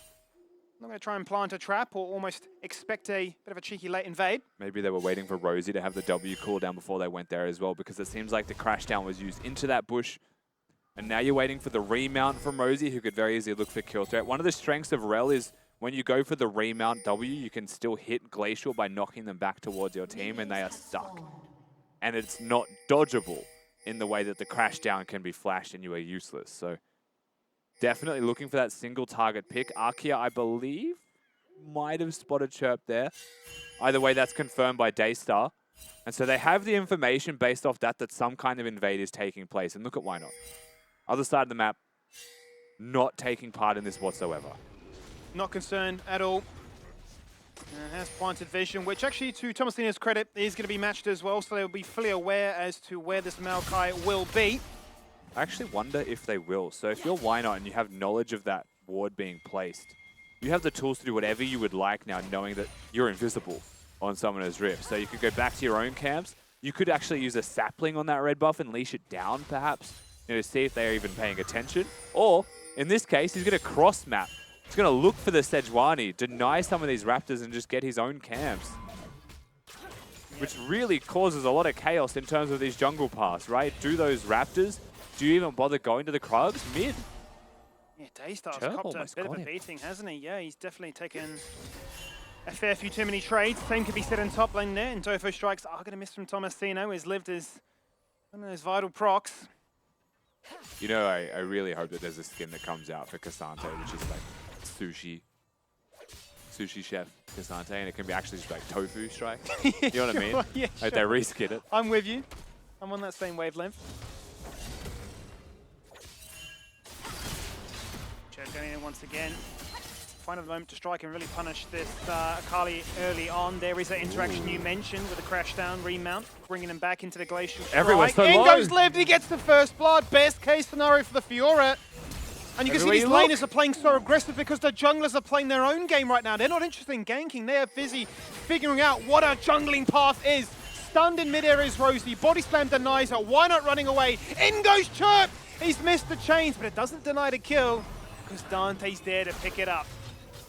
Arrow just misses there from Lemus as well. Chirp's able to mind game him into that one, not connecting. And Dante gets himself a very crucial early kill. Top lane skirmishes, though, the first blood going to Lived is still going to be devastating for the top matchup itself. But when all is said and done, Chirp has won mid so hard so early, which to be fair is the matchup. But he was able to use that to get down and influence the play bottom.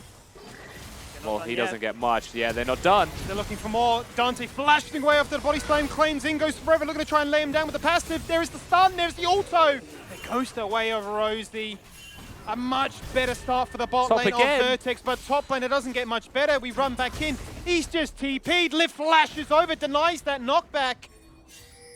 And he's really having his fun. I mean, a chance for these top laners to really express their skill. You're looking at bottom right now because Rosie might be considering having a crack at the kill. He is going to go back to base, though. A Kai'Sa W could have been lethal damage, but top, look at this wave. Look at this wave if you're a Tomasino, and you know that Lived has teleport. He trades with you, even if he survives and just goes back to base and teleports, you're doomed. So you have to crash this. You have no choice but to crash this, but you have no control on this side of the map, right? Your Sejuani, I mean, look at the way that Forever has to path. He's going to sacrifice his Raptors for it, just to save his top laner from an impossibly bad situation. He's going to come around the long way, through lane, and out of vision. And be there as an insurance policy, assuming that Wynot may have pathed here as well, but the crash is successful, so his job is done. They can both reset and go about their business again. Certainly live to fight another day. We've done really well here also. Daystar, of course, going for that static shift build himself, has been able to get quite far ahead in CS, and the fact that Chirp didn't get the kill bottom really does hurt the mid lane state in general. Now he is down, 14 CS and a wave crashing that only just gets caught. Forced to reset with no teleport.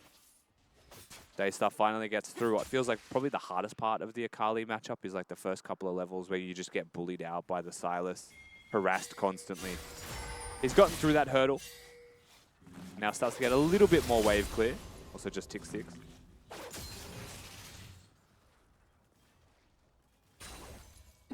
I'm excited to see this variation take place on the Akali and see how it can be utilized to, once again, gain priority to be a little bit more omnipresent than, say, the Sylas that has so far had the run of the mill in terms of making plays happen elsewhere on the map.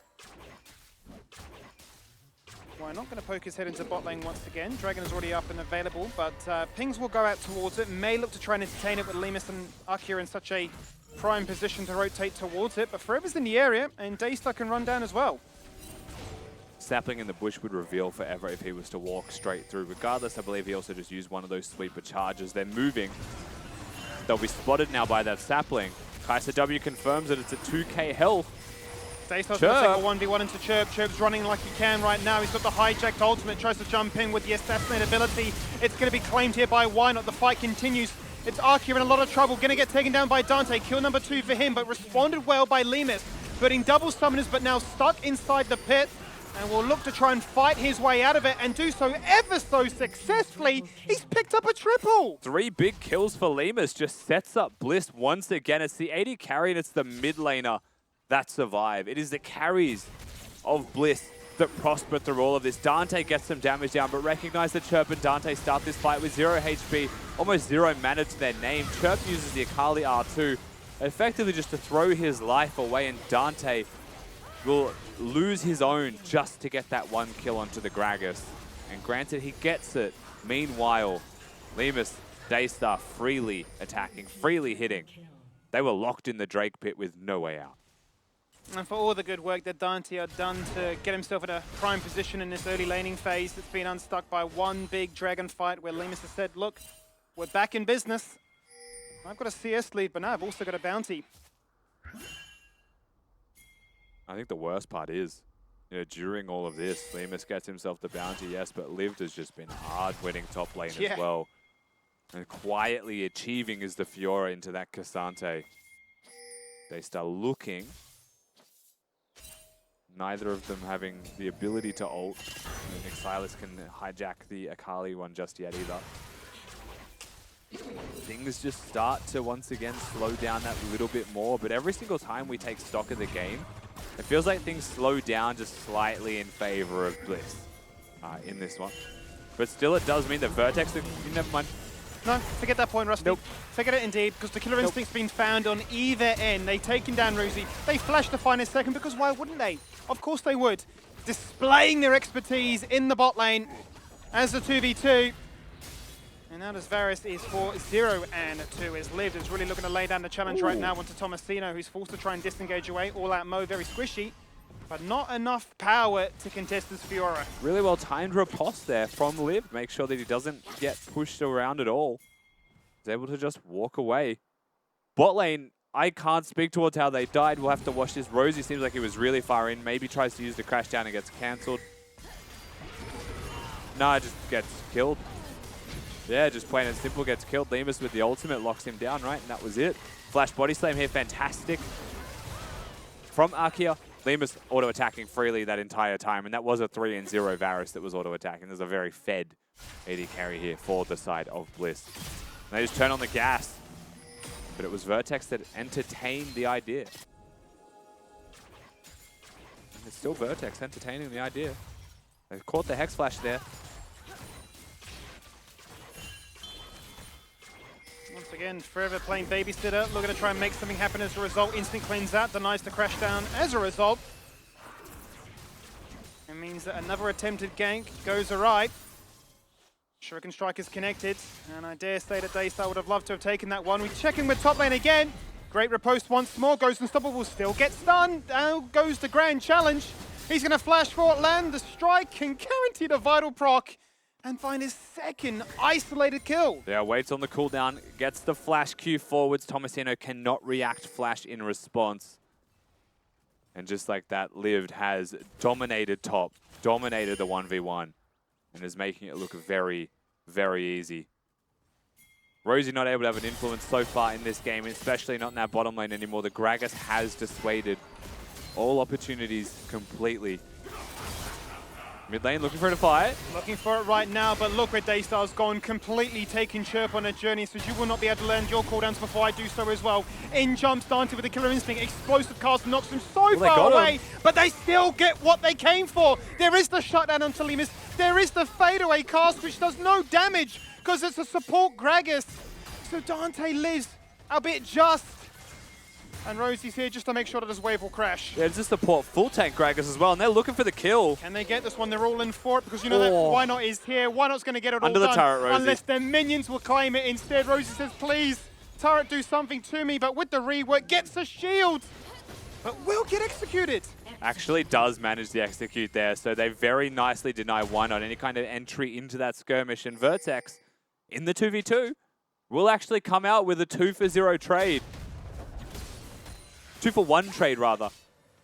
As the turret finds that first and only kill that they're able to realistically find. Oh, just look at Liv right now, Top's almost just not He's real. just getting run down. He is literally just getting run down. One more auto attack, one more dash, done and deleted. 3-0 right now.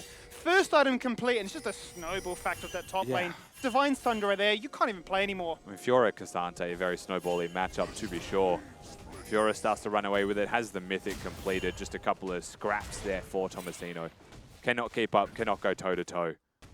Is not being allowed to play League of Legends. And a 4K gold lead just starts to really grow.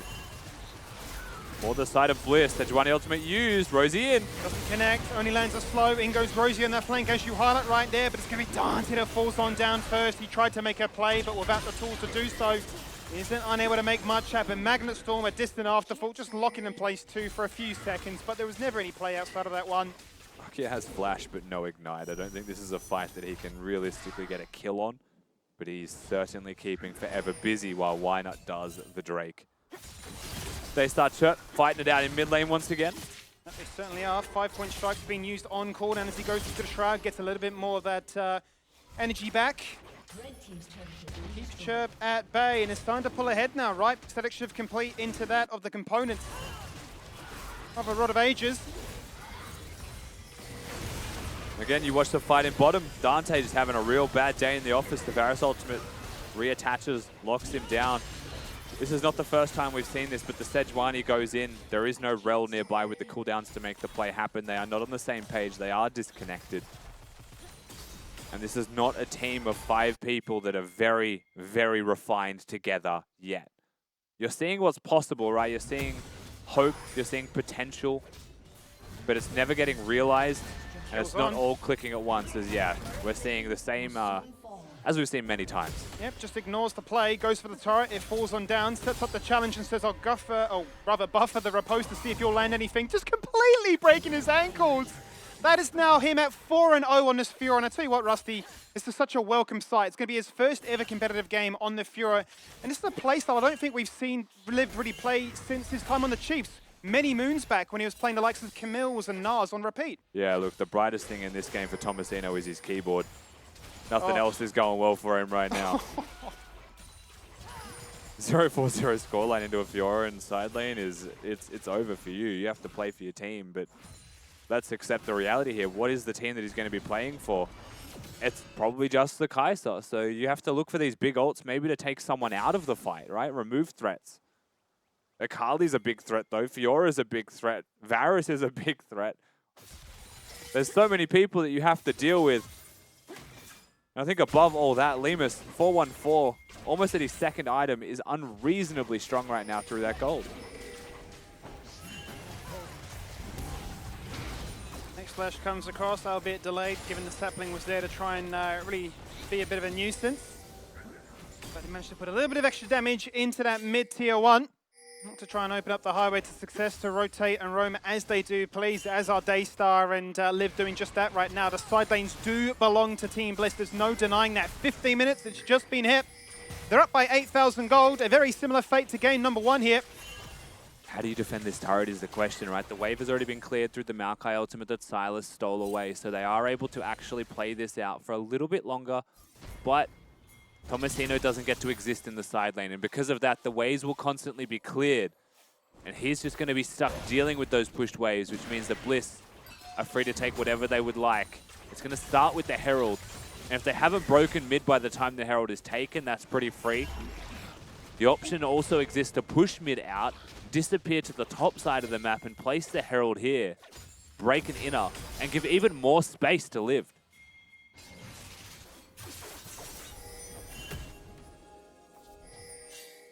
Liv just so far ahead right now. So far ahead, but the fight's going to make play in the bottom side of the map right now. Stun connects from the Sejuani. The passive is good. Inside the Shroud right now. What does he have? Well, he has an ultimate disengage away, but so does Dante. He's running, and you can flash the wall. But the Acacian missiles will track you down. And that's a big win for the amount of resources that they committed towards it. Yeah, I mean, getting that kill is a definite win here. Money in the pockets of the person who needs it the most. The star of the show, it is Dante. Phantom Dancer done. Rod of Ages completed 16 minutes in. It's going to be a slow affair for this Silas, but a 5-kill Kai'Sa. The MVP for Vertex if they want any chance of staying toe-to-toe in this game. You have to look at Dante as your hero. This will not be your AP Kaiser of yesterday. Going to be much more of the Q evolution to do big damage in a more conventional AD fashion. But currently has, well, 5 of the 7 kills in total. And is looking to really bounce back from a killless game 1. Both summoners going to be available for Dante as well at the present moment. So in terms of his relative strength, he's able to finish the second item, he's able to keep those summoner spells. Does have to deal with a Maokai that can guaranteed lock you down, right? Does have to deal with a lot of people and needs to play these fights out absolutely perfectly. As Chirp now has to deal with a Fiora. Yep, and oh, and Liv's angry. Around. He says, look what I did to your top laner. I'm about to do it to you as well. You can try and run to those golems, but they're not going to offer you any kind of reprieve, no retreat, no survival, no chance to breathe. Liv's going to be surrounded by 3 members, as they say, get away from our mid laner. But Arkia is on the hunt, as is the rest of Team Bliss. The backup squad is there. This is not a whole break of Fiora just yet. Dante does want to group up. Dante wants the kill. He'll look to line down the missiles again. Goes stealth, but gets punished. Fog of War just a little bit too strong. And make it a double kill for the Fiora. Why did you come to our lane? Give him a third. There is the triple. Tomasino is the icing on the cake. And Liv really is looking to try and be the MVP here in game 2. Dante just really throws himself to the wolves and quite simply dies going into a bush trying to chase Liv a little bit too far. The reinforcements were there from Bliss. And this is going to be one of those really weird replays to watch again, right? It starts with a normal 1v1 attempt from Liv, goes for the play, finds his target, gets all 4 vital procs. The reinforcements arrive from Vertex though, so it looks like Chirp is trapped. He's playing like he could go over the wall, and Liv wants to hold the Q to make sure that if he does, he'll follow straight away. Those reinforcements dissuade him. Dante will get some damage down here and genuinely lose half his HP as the trade. Then flashes, which is crazy already. Cleanses that flash, dashes with knowledge that Aki is in the area, and just dies. He is the only person on this team that is dealing damage. And so while he's doing all of that, Tomasino's not able to help him. Maybe an earlier teleport could have helped if he got to the wave. But all the could've and should'ves don't actually matter. What happens is Dante goes too far, Bliss get everything. Felt like the burden of having to carry this game, given the current state of the game, was a little bit too much to bear. The summoners that you said were up there and available to utilize the strength, which quite honestly was equal to Limes at that given moment. has now completely come unstuck. That is Drake number 3 now. Looking at a very early soul point here for Team Bliss if they were to go that way. But now action around the Baron Pit. That's spawning in just under now 30 seconds. K-Star is entertaining 5 of them. And look at Arkia ready for this. Teleport's going to come through as well. Bliss.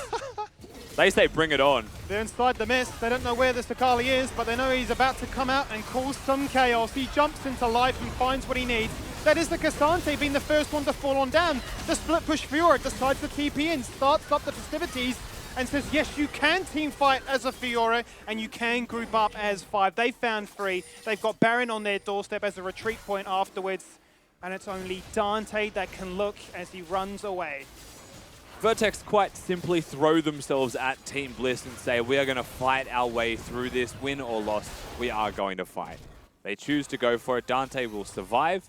He's going to throw his W at the wave in mid because he's disregarding Arkia as a human being worth his time, and rightly so. I wouldn't go near him either.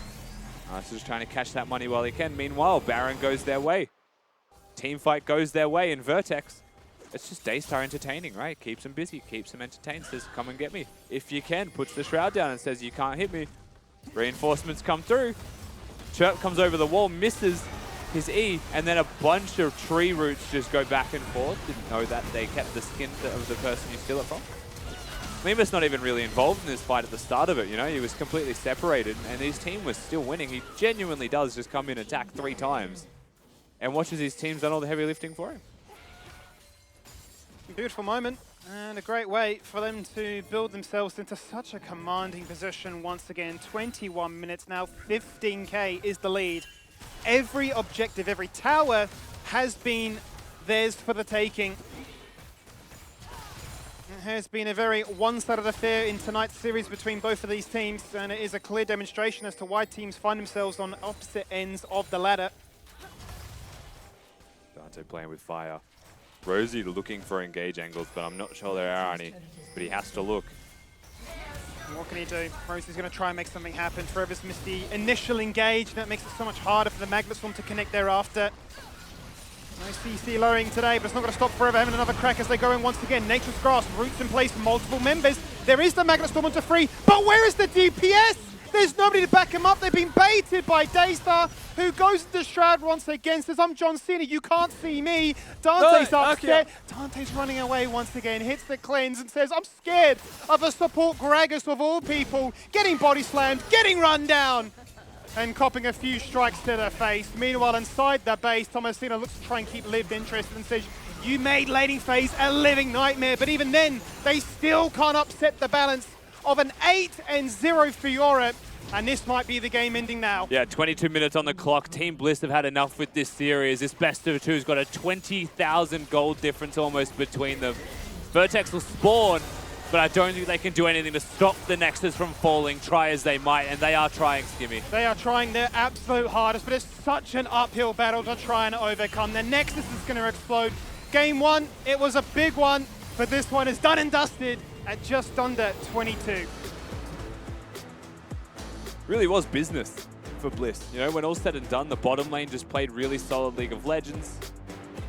Why not going to get his dance in as well? It's the Goku Gritty. There we go.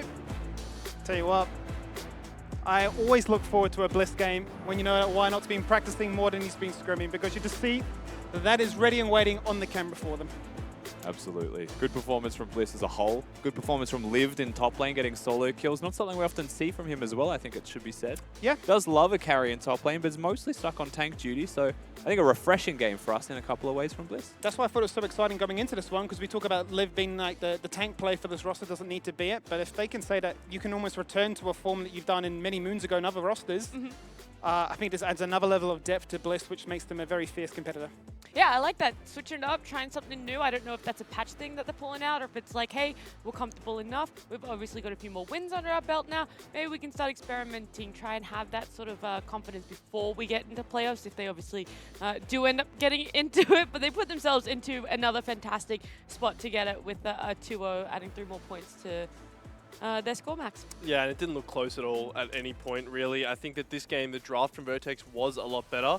I think they had a lot more ease of execution with the SARS, with the Sejuani, and the Rel Kai'Sa bot lane. The issue was in addition to, you know, the bot lane getting so out of hand, obviously that top lane, right? 4 solo kills coming out for Lived. This matchup, basically from the get-go, was completely out of control. And when you've drafted a 1-3-1 composition like this and your side lanes are so ahead, able to apply so much pressure, it becomes incredibly hard. Bliss's draft also had a lot of disengage with the likes of the Gragas, with the likes of the Maokai, and, you know, every time we saw these engagers try to come out on towards Lemus, Arkia was right there, throwing that body, preventing any engage coming through, and just had a masterclass on how to protect your Varus. You know, the one thing I will say from this series and from this split is Arkia has impressed me probably the most out of anyone as a new acquisition, right? It was like week 1, day 1, picks Thresh. Yes, he was 0-5, but what mattered was the hooks that he was hitting that wins his team the game. And I feel like he's only improved with time. And is genuinely, to me, just an absolute star in the making for Bliss, and could be, you know, a hugely improving factor that makes me look forward to Chiefs versus Bliss again. It is like that fine line that he's happened to nail where you can have these deaths as long as they're initiations that allow your team to get something better from it. That's where he started. Now he's making these initiations, but it doesn't necessarily have to be a trade for a death. We saw it in that game. He's widowy. I knew you couldn't help yourself. Dude, as soon as I saw it, I knew I had to. He's widowing on his win. I mean, and we look at the scoreboard here. Thanks, I mean, Jimmy. You guys really, can't see this off camera, and Nat is cringing so hard. These two are absolutely being cringe, but that's beside the point because me and Max are going to talk real facts right now. Bliss, I mean, their stats, obviously you can see that Furious has popped off, but then you look at Vertex and it's literally low self and reception is their scoreboard, really total damage dealt, right? They're just unable to hit the mark, and it really feels bad because, you know, Kaiser, you know, Dante was trying his absolute hardest, at sometimes too hard, at the cost of his team saying, I don't know about that play there. Okay, do you want me to have an actual input and actual take rather than just widowing? Okay, is that I really liked what Vertex were going for. Obviously, Chirpy's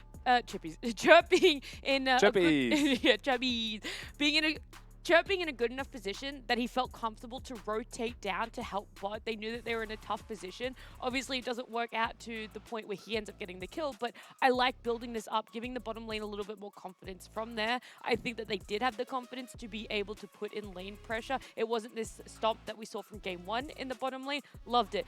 Only downside was I think they got too overconfident. They forgot what Team Bliss were able to do, and unfortunately on the side of Vertex, that just spiraled out of control. Dante, I think, getting a little bit too big for his shoes and being like, nope, I can do this. I can 1v5 already when he wasn't really in that position just yet. But also got those 2v2 kills, right? So like, there was things that they were doing that you can look at. And for me, like I don't watch Vertex play, lose to Bliss 2-0 and think that's a bad team. Like I don't look at that and say that's a bad team. I say that's a team that just hasn't worked out how to play together yet. You know? Unrefined, I think is the way. Definitely unrefined. And like there's the makings of a good team behind them. Yeah. I think time is their friend. If they're able to take games like this and look at the positive of that roam, but the reason it doesn't work, right? Yeah. Like, Chirp doesn't get the kill. Why is that the case? Was it a timing issue, etc.? Like forever ganking bottom, but Rosie not ready. Like timing issues. How do you fix all of these things? Could make them a way better team. And just black out the top lane. That didn't happen. That didn't happen. No, it's just a 4v4. I think that is one that you're willing to be like, look, kind of got skill gapped. It's okay. Once we get everything else going on in the mid lane and our bot lane, we can look at draft and try and then put me in a position that I am going to have that more favorable matchup. And to Tomasino's credit, when you're coming in as a rookie, whenever the opponent picks a champion like Fiora and is so up in your face, you're almost baited into engaging in that sort of playstyle that you want to play in, right? And we saw Lived was very low in a lot of those trades. Like that first blood he came in was left out on a sliver of health, right? So to me, it is a discipline thing, like Rusty said, a couple more games, a couple more scrims where you go, hey, my job, I don't care if he's trading on me, my job is to just stay as healthy as possible. And I think there are those things towards bot lane that they can take away as positives.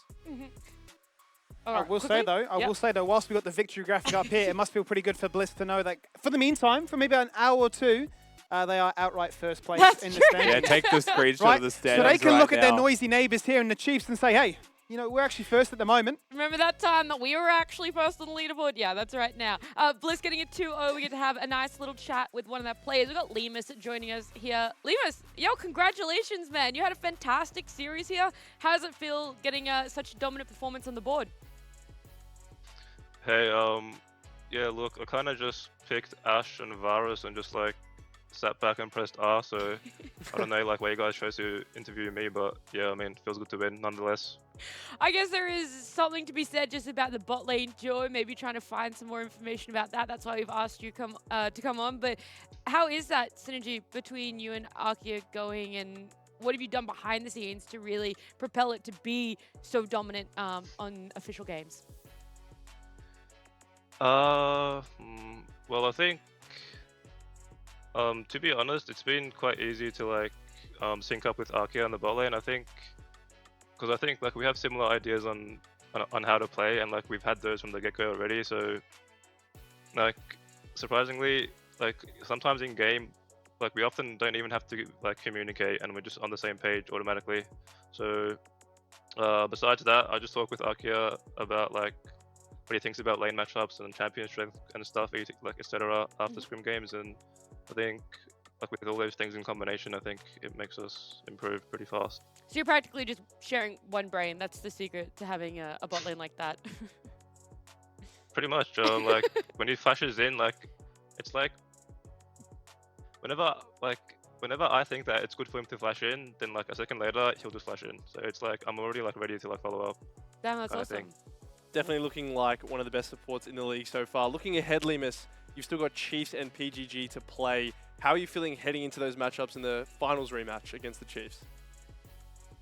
Yeah, well, I mean, the Chiefs, I mean, as you guys know, like we played them like, I don't know, 1,000 times last split. The Chiefs are like it's like the one matchup that I have like the most, like it's the one matchup that I have the most like emotional investment into it.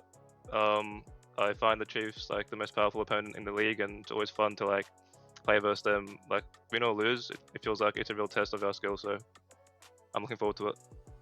Perfect. Well, wait, sorry, PGG. Go ahead. Yeah, those guys are like alright, I guess. The bot laner's kind of mid, but rest of the team is alright. There you go. Kind of mid. All right, well, thank you, Limus. Congratulations on the 2-0, and enjoy being first place until the Chiefs play their next series. First place for an hour. Woo! Woo! Hey, you never know. Thank you so much, Limus. Alright, see ya. See ya. Thanks. Hey, you never know, okay? There could be an upset. I'm not saying it's going to be one. Yeah, it might have to be an apocalyptic event, At but the it Chiefs' could house happen. in Brisbane. It could happen. You literally never know what could occur. I like Limus's honesty there. Apparently, the key to a good bot lane is one brain, and then to be able to just sit back and press R. That's all it takes, right? I think it's so good though when, you know, language barriers are there, but you're just so in tune with each other, sort of knowing what an opportunity would look like, that you've got enough reps in, and you've not actually had to play together that long, but you've both played the game long enough to identify individual moments where it's like, I would flash in here, or I would commit an ultimate to that. So if they're already that early on, finding that degree of success, then God help us come playoffs if they've, you know, reached another level, right? It's just going to ascend further and further up.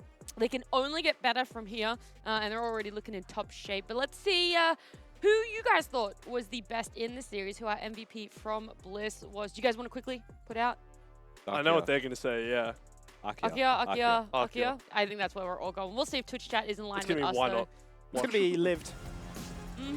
They just sort of furor and said, oh, recency bias, cast the brain. It's a best of 2.